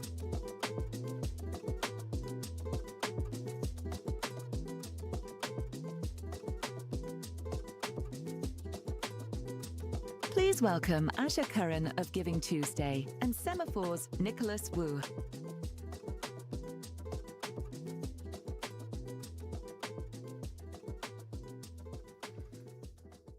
All right, welcoming Asha Curran, the CEO of Giving Tuesday, to the stage. Looking forward to this conversation. So I wanted to start off a bit by talking about the background with Giving Tuesday. Backstage, we were discussing how it's changed. It started, of course, as a social media movement, but we're looking at a much different internet now. Can you speak to how that's changed how the organization has focused? Like, what do you even do now that hashtags are no longer a thing? Yeah, it's changed so much, it's almost indescribable. I actually would say that if Giving Tuesday were launched today, it probably wouldn't work, or it wouldn't work the same way, which really begs the question for me of how movements do get born now and how they succeed, how they thrive, and how they scale. So what happened in 2012 when we started Giving Tuesday was it was a big coalition of us, having the idea and trying to make it work and traveling across the country to tell different groups about it and gather wisdom and so forth. But what ultimately happened is that when the idea was born into the internet, into the digital atmosphere, it crossed the paths of all kinds of different people, right? There were so many different Americans and then people all over the rest of the world who began to engage with it. That's what wouldn't happen now. Now what would happen is the idea, or an idea like Giving Tuesday would happen, and it would make its way into the filter bubbles of people who algorithmically might want to see it. And probably not even that very much, because it doesn't provoke a lot of outrage. Right? And it is outrage that keep people hooked on their particular social media feeds. And what the tech companies want to put in front of us are things that make us feel self-righteous, things that make us feel right, things that confirm our previous biases. So that wasn't the truth. It was much more of a public square. It was much more of a kind of original agora back then. And that's the dream that we all had, was that it would be a place for people of totally different backgrounds to express completely different ideas and find community and find tolerance. And I think for a while that promise was really flourishing, and now it has really changed. I mean, so how do you even see donors get engaged now that social media has changed? Yeah, I mean, the wonderful change for Giving Tuesday is that it provokes more offline action, right? So it's a really interesting evolution from being born digital to migrating off of digital and into communities. And the hope that I have now is that that community level action will migrate back online. Because I can't think of any other way that we can stop the polarization that's happening in the digital environment without changing the behavior that we model for each other in our communities in real life. I see. What's the biggest difference you've seen in the philanthropic landscape, ever since you got involved in 2012? Oh boy, so some good, some bad. So on the more negative side, the participation of ordinary citizens in civil society is really decreasing. So we see donor numbers going down year over year over year for decades now. This is not like a new thing. There were some blips. So during COVID, giving went way up. And then it just returned to baseline afterwards. So we see dollars slightly up, participation down, that's not a great trend, because it means that more and more financial giving is in the hands of fewer and fewer people. And if you look at giving as an act of civic engagement, it means that there's less civic engagement. And there's less of an idea of what civil society or what the nonprofit world even does and what it contributes to communities. And so there is this break between what communities are actually doing and what nonprofits are doing, and then what big philanthropy is doing. So that's been one change.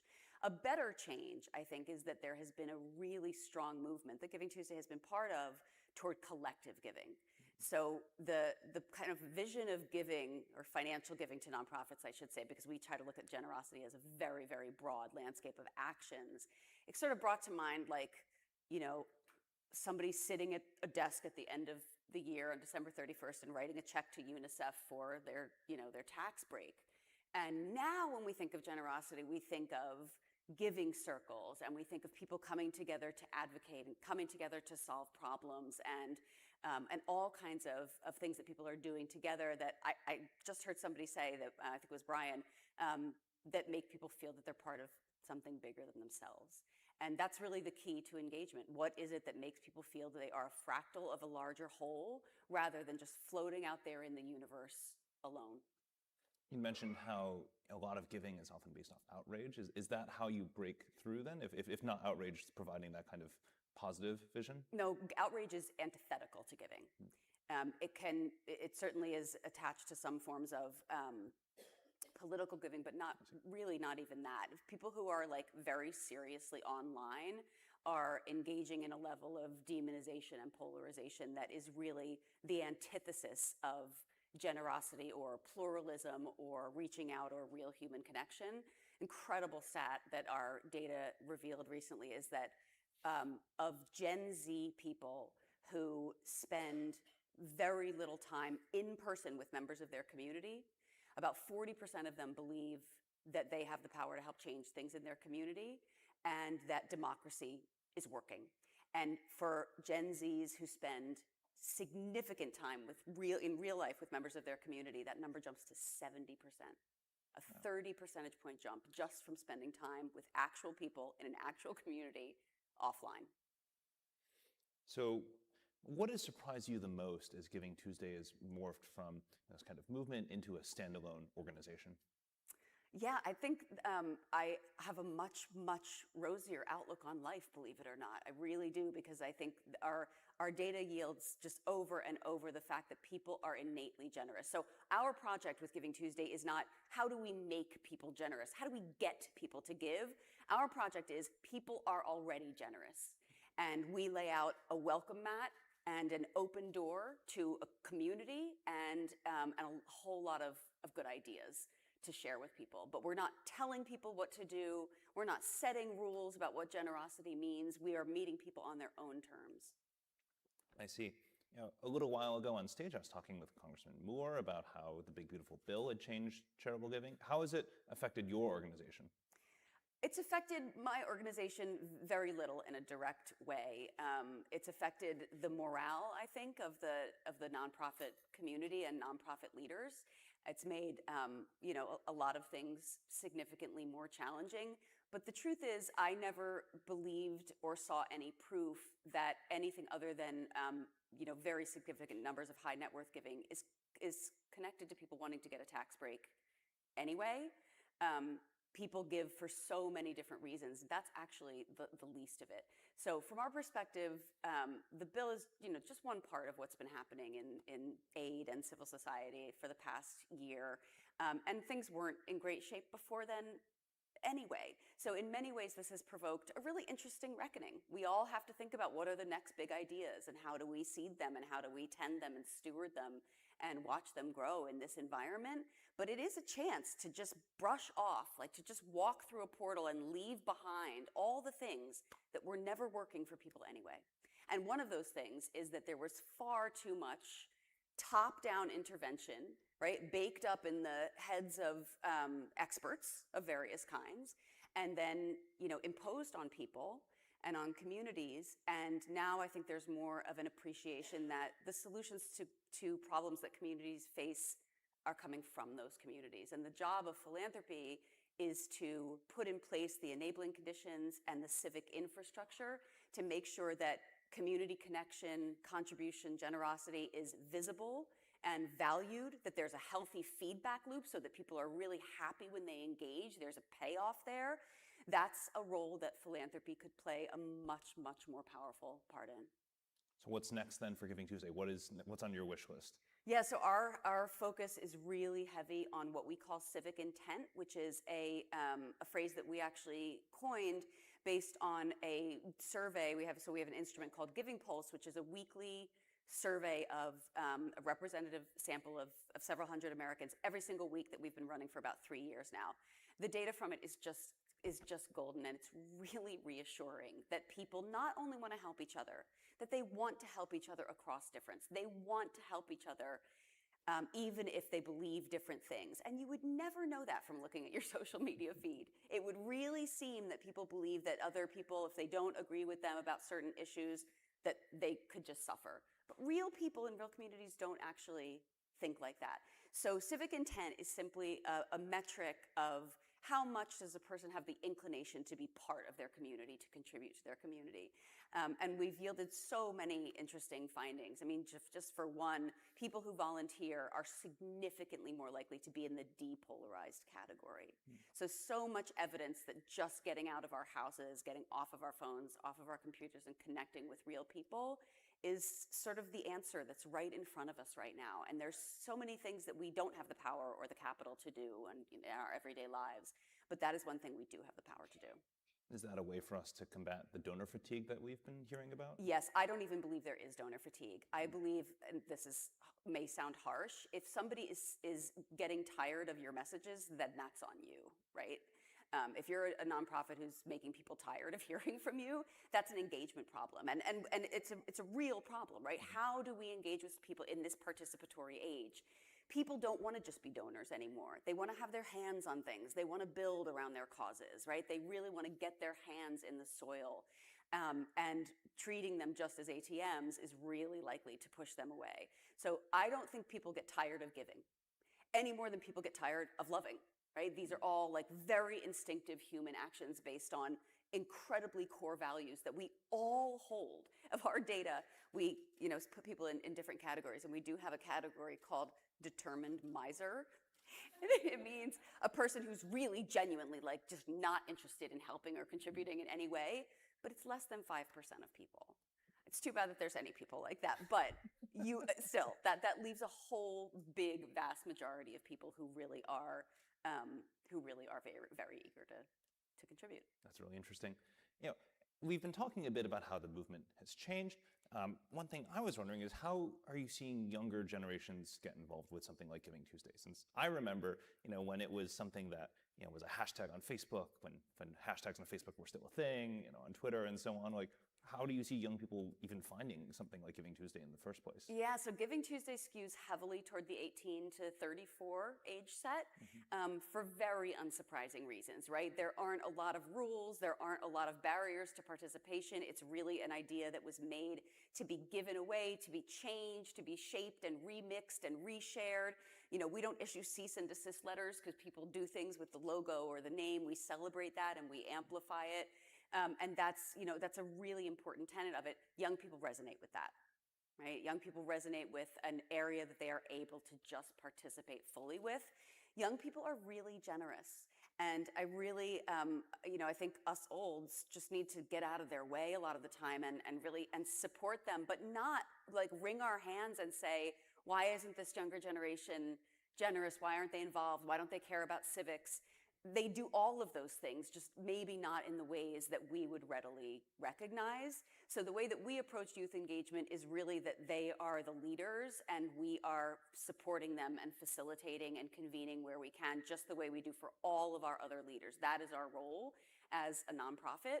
So we have young people who have their own nonprofits at this point and their own podcasts. It's just like incredible. They're like 11 years old, but they do incredible work. And what happens is that they discover something that makes them passionate. So the young person who founded Giving Tuesday Kids, which is now called Giving Tuesday Spark, was a little girl in Oakland who would walk to school with her mom and ask why people didn't have homes, and she wondered why women, how women dealt with their periods on, if they didn't have home and access to facilities.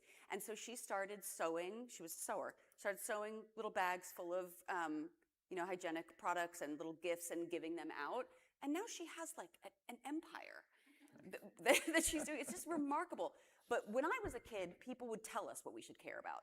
There was a typhoon somewhere far, far away, and so we're collecting pennies in the penny jar. It was never a sort of, what do you really believe in? What awakens your passion when it comes to making the world a better place? And I think that's the way to architect for Gen Z and coming shortly after that, Gen Alpha. Makes sense. Well, the future seems bright. Thank you so much, Asha. Thank you. Thank you so much.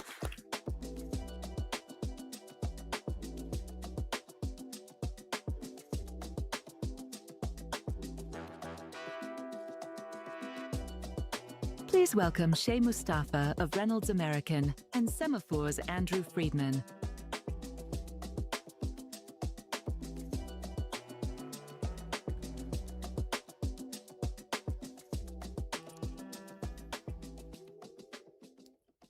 Well, Shay, welcome to Semafor, first and foremost. Thank you. Shay, you're the Senior Vice President and Chief Transformation Officer at Reynolds American, where you lead the company's enterprise transformation function. From what I understand, you truly operate at a critical intersection there. You're enabling enterprise to stay ahead in a rapidly evolving environment while ensuring that progress really does translate into meaningful, positive outcomes beyond the day-to-day business. Incredibly excited to host you here at Semafor here today and really share your perspective on how leaders can drive business transformation while also creating lasting, sustainable impact for communities where they operate. So let's jump into it. First and foremost, Reynolds American, it's been part of its home community in Winston-Salem now for well over a century at this point. Tell me a bit about the history and how this history actually shapes the way you think about corporate philanthropy today. Yeah, absolutely, Andrew. Thank you for having me. I think it's important to know our company was founded in 1875, so we're 151 years old. And our connection to Winston-Salem in North Carolina runs extremely deep, obviously, given that history. And our founder was, at the heart of who he was very dedicated to giving. And I think that's a part of the company's DNA that has translated. So for example, he was known for one of his first donations, a personal donation, which in 1891 was $500, so the equivalent of about $15,000 today, which helped to start Winston-Salem State University. So he was committed to education. He also helped to found the first African-American hospital in the South in 1902. So I share that with you because I think it's important to recognize that we believe today, as he did, that in order for companies to be strong, our communities have to be strong. And that's continued to translate through the generations. So fast forward, over the last 20 years, we've given about $120 million to nonprofits. We've also done land donations, and over, I think this was in the last decade, we've given about $200 million in land and property donations to help with redevelopment in our area. So obviously a lot around the financial resources, and we continue to do that. I think the important thing for us now and how that continues to manifest, it's not only the financial giving, but it's also our commitment to volunteerism, which is very important to our employee base. The last speaker, I appreciate the comments about people want to get their hands dirty. They want to get in there and help in their communities. And so that's certainly important for our employees. And we do a lot to try to continue that tradition and history of giving through volunteerism, employee matching. I think in a nutshell, we believe that giving or being a part of the community, not just giving dollars, but being a part of the community is core to making sure that the business is strong and we have a strong, thriving workforce around us. Absolutely. Incredible legacy. Let's talk about where things are headed for the future. As Reynolds American undergoes an incredibly significant business transformation right now, how has your approach to philanthropy evolved alongside that transformation? Yeah, it's evolved a lot. You can imagine. I mean, we're in a controversial industry, no doubt about that, right? And we've been on a transformation journey. I think for us, when I stepped into this space roughly about 3 or 4 years ago, we started to take a look. You can imagine if you've been giving for 150 years, your name's on everything. You're going to all the galas. You're doing all these wonderful things to support the community. But there was a moment where we had to stop and reflect to say, okay, what impact are we really making? And how can we ensure that we are delivering what our citizens really need? And how are we creating sustainable impact? And so we took the opportunity to do that and to calibrate our giving. And I'll give you an example. So we recently, last year, as a matter of fact, we launched a program with a local community college called the Future Ready Workforce Alliance. And that alliance is designed to help us ensure we're building the skills for the future. So we have apprenticeship programs, all types of programming, on-the-job training, et cetera, that we're working with the college to deliver for our current employees as well as new employees. But beyond just rentals being involved, it was important to us that we invite other companies to participate. At the end of the day, we all win when there's stronger regional impact and we have a workforce to support that. Amazing. So with so many worthy causes out there, I imagine one of the hardest parts about this is actually choosing where the giving actually goes. How do you decide where Reynolds American's philanthropic dollars and energy are best directed? And really, maybe you could help explain, is there a framework behind how those decisions are made? Yeah, we did, about that time, we did the sort of self in the mirror reflection moment. We did take the time to create a framework to help us to direct our giving. I will tell you, foresight is interesting. Now, given the increasing needs and demands of many of the nonprofits in our community, this framework has really helped us. So we really focus around, it's really simple, people, prosperity, and planet. And it's pretty much as it sounds, so people, we focus on making sure that people have essential needs and supporting those initiatives that help people have food, basic housing, education. From a prosperity perspective, it's really focused on economic mobility.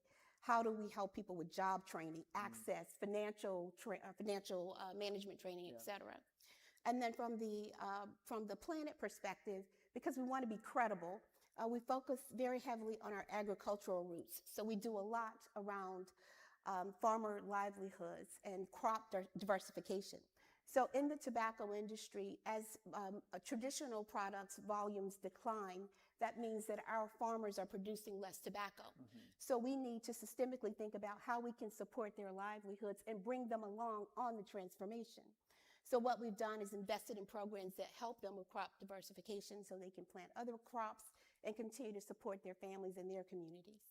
Amazing. Well, we have time for one more today, and there are a lot of leaders in the philanthropic realm in this room, on our live stream right now, so please get out your notepad, take some notes here. Be sure to write this down. Shay, what advice would you give to companies thinking about how to evolve their philanthropic strategy based on what you've been able to accomplish with Reynolds? Yeah, Andrew, first of all, that was a major setup. I can't tell you that I'm the expert. But what I can tell you is that what we are committed to and what I hope other leaders would think about and potentially embrace is first, just being real about where you can play and where you can really make a difference. So for us, we knew that we have a strong supply chain, we have a strong workforce, we have access to different avenues and things in the community that we felt we could build around. So I think being real and true to who you are as a company is extremely important so that you don't dilute your efforts. I think the other component is anchoring to real needs in your communities. So not assuming that you know what the community needs, but actually getting out, engaging with people, having conversations, which is one of the reasons why we sponsored this forum, because we believe in conversation. And so we want to make sure we anchor in real needs, bringing those together to create the best sustainable impact over time. It's amazing. Well, it's an incredible legacy. Obviously, congratulations on 150 years. And Thank you. Here's to looking to the future. So Shay, thanks so much for joining us at Semafor today. Fantastic. Thank you all.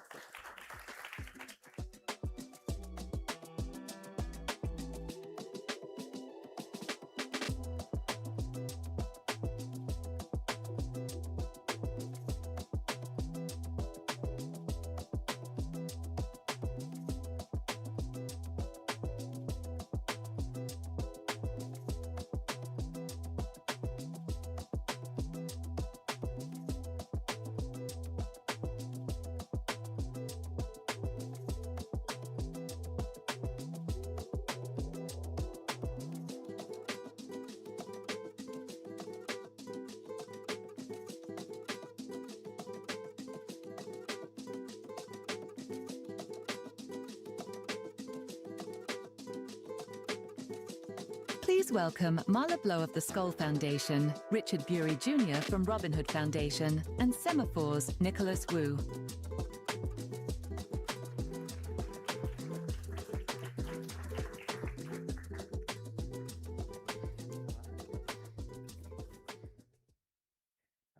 Excited for this conversation with Rich of Robin Hood and Marla of Skoll.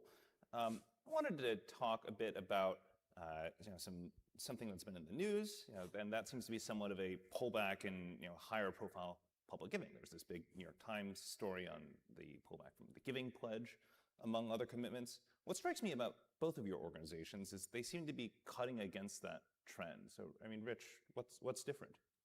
Well, first of all, good to see everyone. And I have to admit, I'm a little tired. I was at the garden last night. I did not sleep because I was so amped up, and I am barely awake right now. What we have found is that our supporters, and folks who don't know, Robin Hood, we're focused on fighting poverty in New York City. We are supported by some of the most successful businesses and individuals in New York. We have not seen support decline. We've seen support grow. I think one thing that has been critical to that work is that we have a very clear mission and approach, which I think resonates with our donors. We've built a lot of trust with our supporters over many years, that resources invested in our work are going to drive impact in ways that are meaningful and understandable. And I think by continuing to build on that legacy, it's allow us to continue to develop the support with the supporters who make our work possible. I see. Marla, what are you seeing from your organization's supporters? Well, thank you, Nick, and thank you for hosting this gathering. It's been an incredible morning of listening to such really well-informed voices about philanthropy from so many different angles. At the Skoll Foundation, we work globally, and we found this time to be one of the most important opportunities for us to step up and make sure that we are able to support the social entrepreneurs that have been in our portfolio for years in some instances, to continue the great work of driving systems change that is never more important than it is in a moment like this, when so much is changing in terms of the context. So for us, being able to fund and being able to meet the opportunity right now to rethink some of the ways these systems have been shaped in the wake of the dismantling of USAID, which has been a tremendous impact on our portfolio, the importance of philanthropy finding ways to activate all of our levers, not just our grant making, but also our investment, also our partnerships with other funders, with other foundations, but also with the private sector, with the public sector, right, with all of the avenues that we can be in contact. That value is more needed than ever at this time. And so while we have seen some of the criticism and some of the pullback that you've talked about, we in particular and a lot of our partners are taking this opportunity to really fund in areas that might be a little bit different from what we traditionally think of. So one of the things we did in the wake of the change that we've been facing is we established a small component of our portfolio as a pivot fund. And the point of the pivot fund was to set up opportunities for nonprofits to rethink their business models and be able to find revenue generating opportunities or find other kinds of partnerships or build platforms that enable them to raise capital from other sources. And that is a specific approach that nonprofits will often delay or not pursue because the demands associated with such tight budgets don't really allow for it. So this was specifically designated to enable testing in the field and for organizations to rebuild and respond to this moment and be able to operate differently with capital that's specifically set up for that purpose. I see, Marla, that actually takes me to my next question. I mean, it seems like the Skoll Foundation does a lot of its work in public health and climate, where we've seen quite a pullback from the federal government. Yeah. I mean, how do you see philanthropies stepping up, if at all, to fill that void? So very much a critical question. Philanthropy cannot step in and fill a seat fill what had been accomplished by sovereigns. Right? That's unrealistic. Even the largest philanthropic organizations, the Gates Foundation, could maybe do it for 1 year. Right? And it's just not possible for that to be filled. But what we can do is set the table. And what I mean by set the table is invite others to come in and participate. And that includes some of what I just touched on, looking at the private sector, for example, I think hearing Shay and hearing from corporate philanthropy, hearing from corporates directly, and what roles they can play, what roles philanthropy can play, which is very much a consideration. But it also means operating across what we have previously treated as silos, as independent actors in these arenas, and recognizing that some of those divisions and some of those lines have to be taken down. And we're going to have to find ways to collaborate and find ways to be multiplicative of one another's efforts. That, to me, is really one of the foundational aspects of what we need to respond to the moment. Got it. And Rich, we've seen federal funding cuts to social services enacted as part of the big, beautiful bill. Is that something where you've seen Robin Hood's grantees have to step up? Absolutely. So, the state of poverty in New York City is troubling right now. We do an annual report on the state of poverty called the Poverty Tracker. What we see is that in the past year, the poverty rate in New York City measured by the Supplemental Poverty Measure is 26%. It's the highest it's been since we began tracking this data about a year and a half ago. And that poverty increase, so it's about 2.2 million New Yorkers, 500,000 children, and it's driven primarily by the increase in costs of basic necessities. And even that number understates the need, because when you survey New Yorkers about their material hardship, what you'll see is that even if you're not technically poor, you are still struggling to pay the rent, pay your utilities, pay your food bill, and that's all before the impact of H.R. 1. We expect cuts in food stamps to add thousands of people to the poverty rolls. There are almost 500,000 New Yorkers who risk losing health insurance off the essential plan just in the coming months. So it is a challenging situation, and similarly, it's not a gap that philanthropy can meet. But there are critical roles that philanthropy can play right now, including helping our nonprofit partners navigate these challenges. And part of what we're seeing is that nonprofit partners are navigating challenges that are fundamentally different than what they've had to face before. It's one thing to face funding cuts. That's troubling enough. But we have nonprofit partners who are facing investigation, federal investigation for perfectly legal practices. Clients who were afraid to come and access services because they were afraid of immigration enforcement. So it's a fundamentally different environment. I think what is potentially powerful about philanthropy in this moment, and particularly thinking about our context in New York City as Robin Hood, it's one of the few places, I think, in a city like New York that actually brings together a wide range of people around a common vision, around a common mission. Billionaires and business leaders, advocates, low-income New Yorkers, government leaders, all come together to solve problems together. And I think one of the things that we've been very critical in doing is helping to make sure that all those constituents understand what's actually happening on the ground.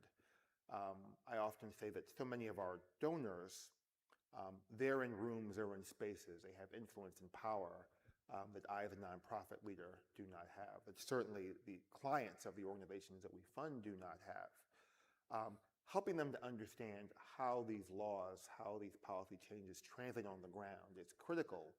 And I think one of the things that philanthropy can do is to make sure that all of the stakeholders in our society understand the real on-the-ground implications of the policies and decisions we're making as a collective. I see. Marla, are you seeing any difference among your grantees? Are organizations changing their behavior out of concern of federal investigation?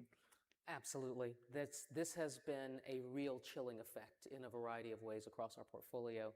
One of the most obvious to me is rethinking the language, and organizations that have been doing work for multiple years suddenly finding themselves being under scrutiny because of the work that they've been doing for all those years, and either changing the nature of their work or changing the description of the nature of their work, which requires sort of a parsing through of what they're actually doing to try to understand it, but the language is intended to enable them to sort of stay below the radar screen and not run into so much inquiry, because in many respects, the inquiry itself is the punishment. It is not that necessarily there's anything that's happened that is problematic or that runs afoul of any particular rules.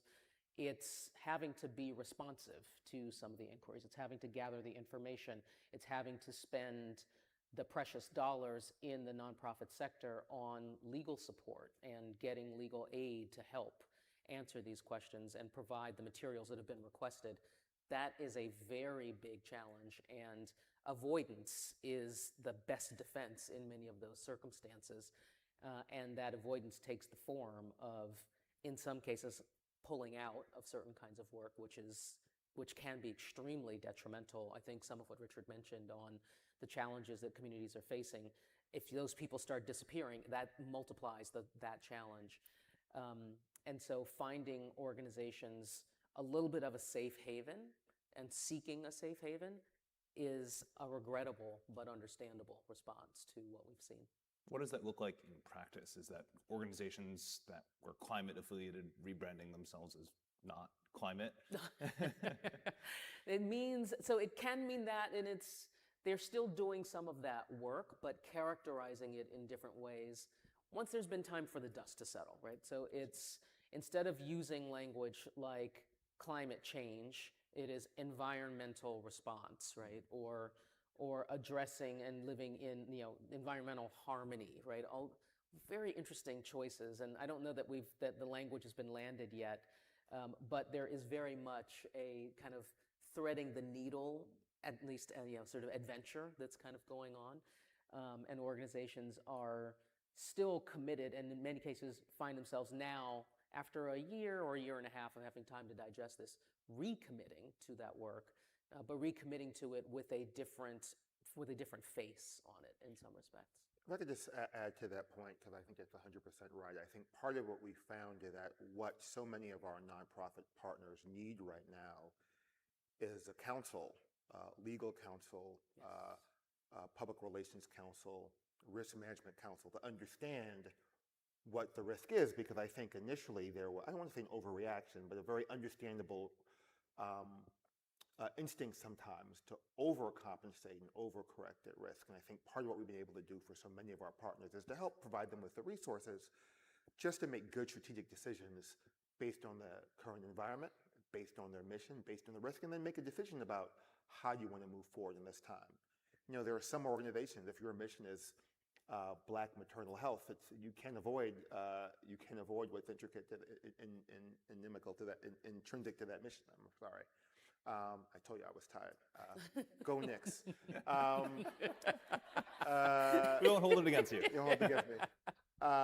And I think what has been very important, I think, in this moment is to make sure that nonprofit partners understand that they don't stand alone. That their funders, other organizations, other public leaders remain committed to making this world a better place, remain committed to the perfectly legal, the perfectly morally valid mission that so many organizations have, so that they can make decisions that are based on facts as opposed to based on fear. Are you seeing more philanthropies step up to offer that kind of legal support and additional resources to organizations that might not have it? We are, and we're finding philanthropies coming together to figure out how to do that effectively, because part of the challenge is some of the pro bono support that often organizations could rely on in the past is just not there anymore, legal or otherwise. And it's also different. Like, it's one thing to have pro bono legal support to help you negotiate a lease. It's another to get legal support to help you navigate an inquiry from a congressional committee. People are also looking for different kinds of support, data security, physical security to protect. So it's different kinds of needs. And I have seen philanthropy rally together to support the sector. I've seen that in New York for sure. To pivot a little bit, I wanted to ask about some more recent news. The Bezos family has given $100 million in funding for preschool education in New York via Robinhood. What has it been like working with the Mamdani administration to implement this? I mean, they're not necessarily the most hospitable in a lot of ways to billionaires, so to speak. Well, I think it's a great question, but I would come back to, again, what is the shared purpose? Our purpose at Robinhood is to advance economic opportunity in New York City by investing in high-impact, demonstrable efforts that will lead to increased social mobility. That is a vision that is shared by many of our donors, including many billionaire donors, is a vision shared by this administration. And one thing I'm very proud of at Robinhood is that we've worked with every administration since we're founding, of every political, we've had Republican mayors, Democratic mayors, independent mayors in New York. Our job is to find those shared areas of mission and to execute together. It's a priority of the Mamdani administration to build universal childcare in New York. For Mike Bezos and the Bezos Family Foundation and the Bezos family, it is a shared purpose to expand access to high quality childcare in New York. And so we are a space where we can all do that together. It doesn't mean we're going to agree on everything, but on the places where we're aligned, we can work together. And ultimately, that's the whole game. The more we're able to do that across issues, the better off we'll be as a country and a world. Marla, do you think this is part of any longer-term trend, these big gifts to achieve public policy goals, whether it's the Bezos family gift, the Dell family, and the Trump accounts? Is this something we're going to see more of? It's really hard to say, right? I think it's very much still a nascent thing, and we're seeing some step-ups. In some ways, it's a follow-on to what we saw with Mackenzie Scott, changing the way she engages and manages her philanthropy. Much larger checks, much less due diligence, and far fewer hoops for people to jump through. And it suggests there might be some follow-through on that. On the other hand, these have been some very specific kind of public sector related engagements, and so more of those may serve certain interests, but not necessarily all, and that's a question I think we all want to keep a close eye on. I consider it promising, though, and I think it's a place where that same kind of partnership that I was talking about before starts to actually manifest, and you see some of the ways that a public sector and a high net worth can come together. And I love the way Richard just said that about finding common purpose, right? And finding a shared identity, shared opportunity, and working actively toward it in the greater good. I think you want to capitalize on that in whatever way you can. That's really interesting. That's all the time we have for now. So let's thank our panelists. Thank you.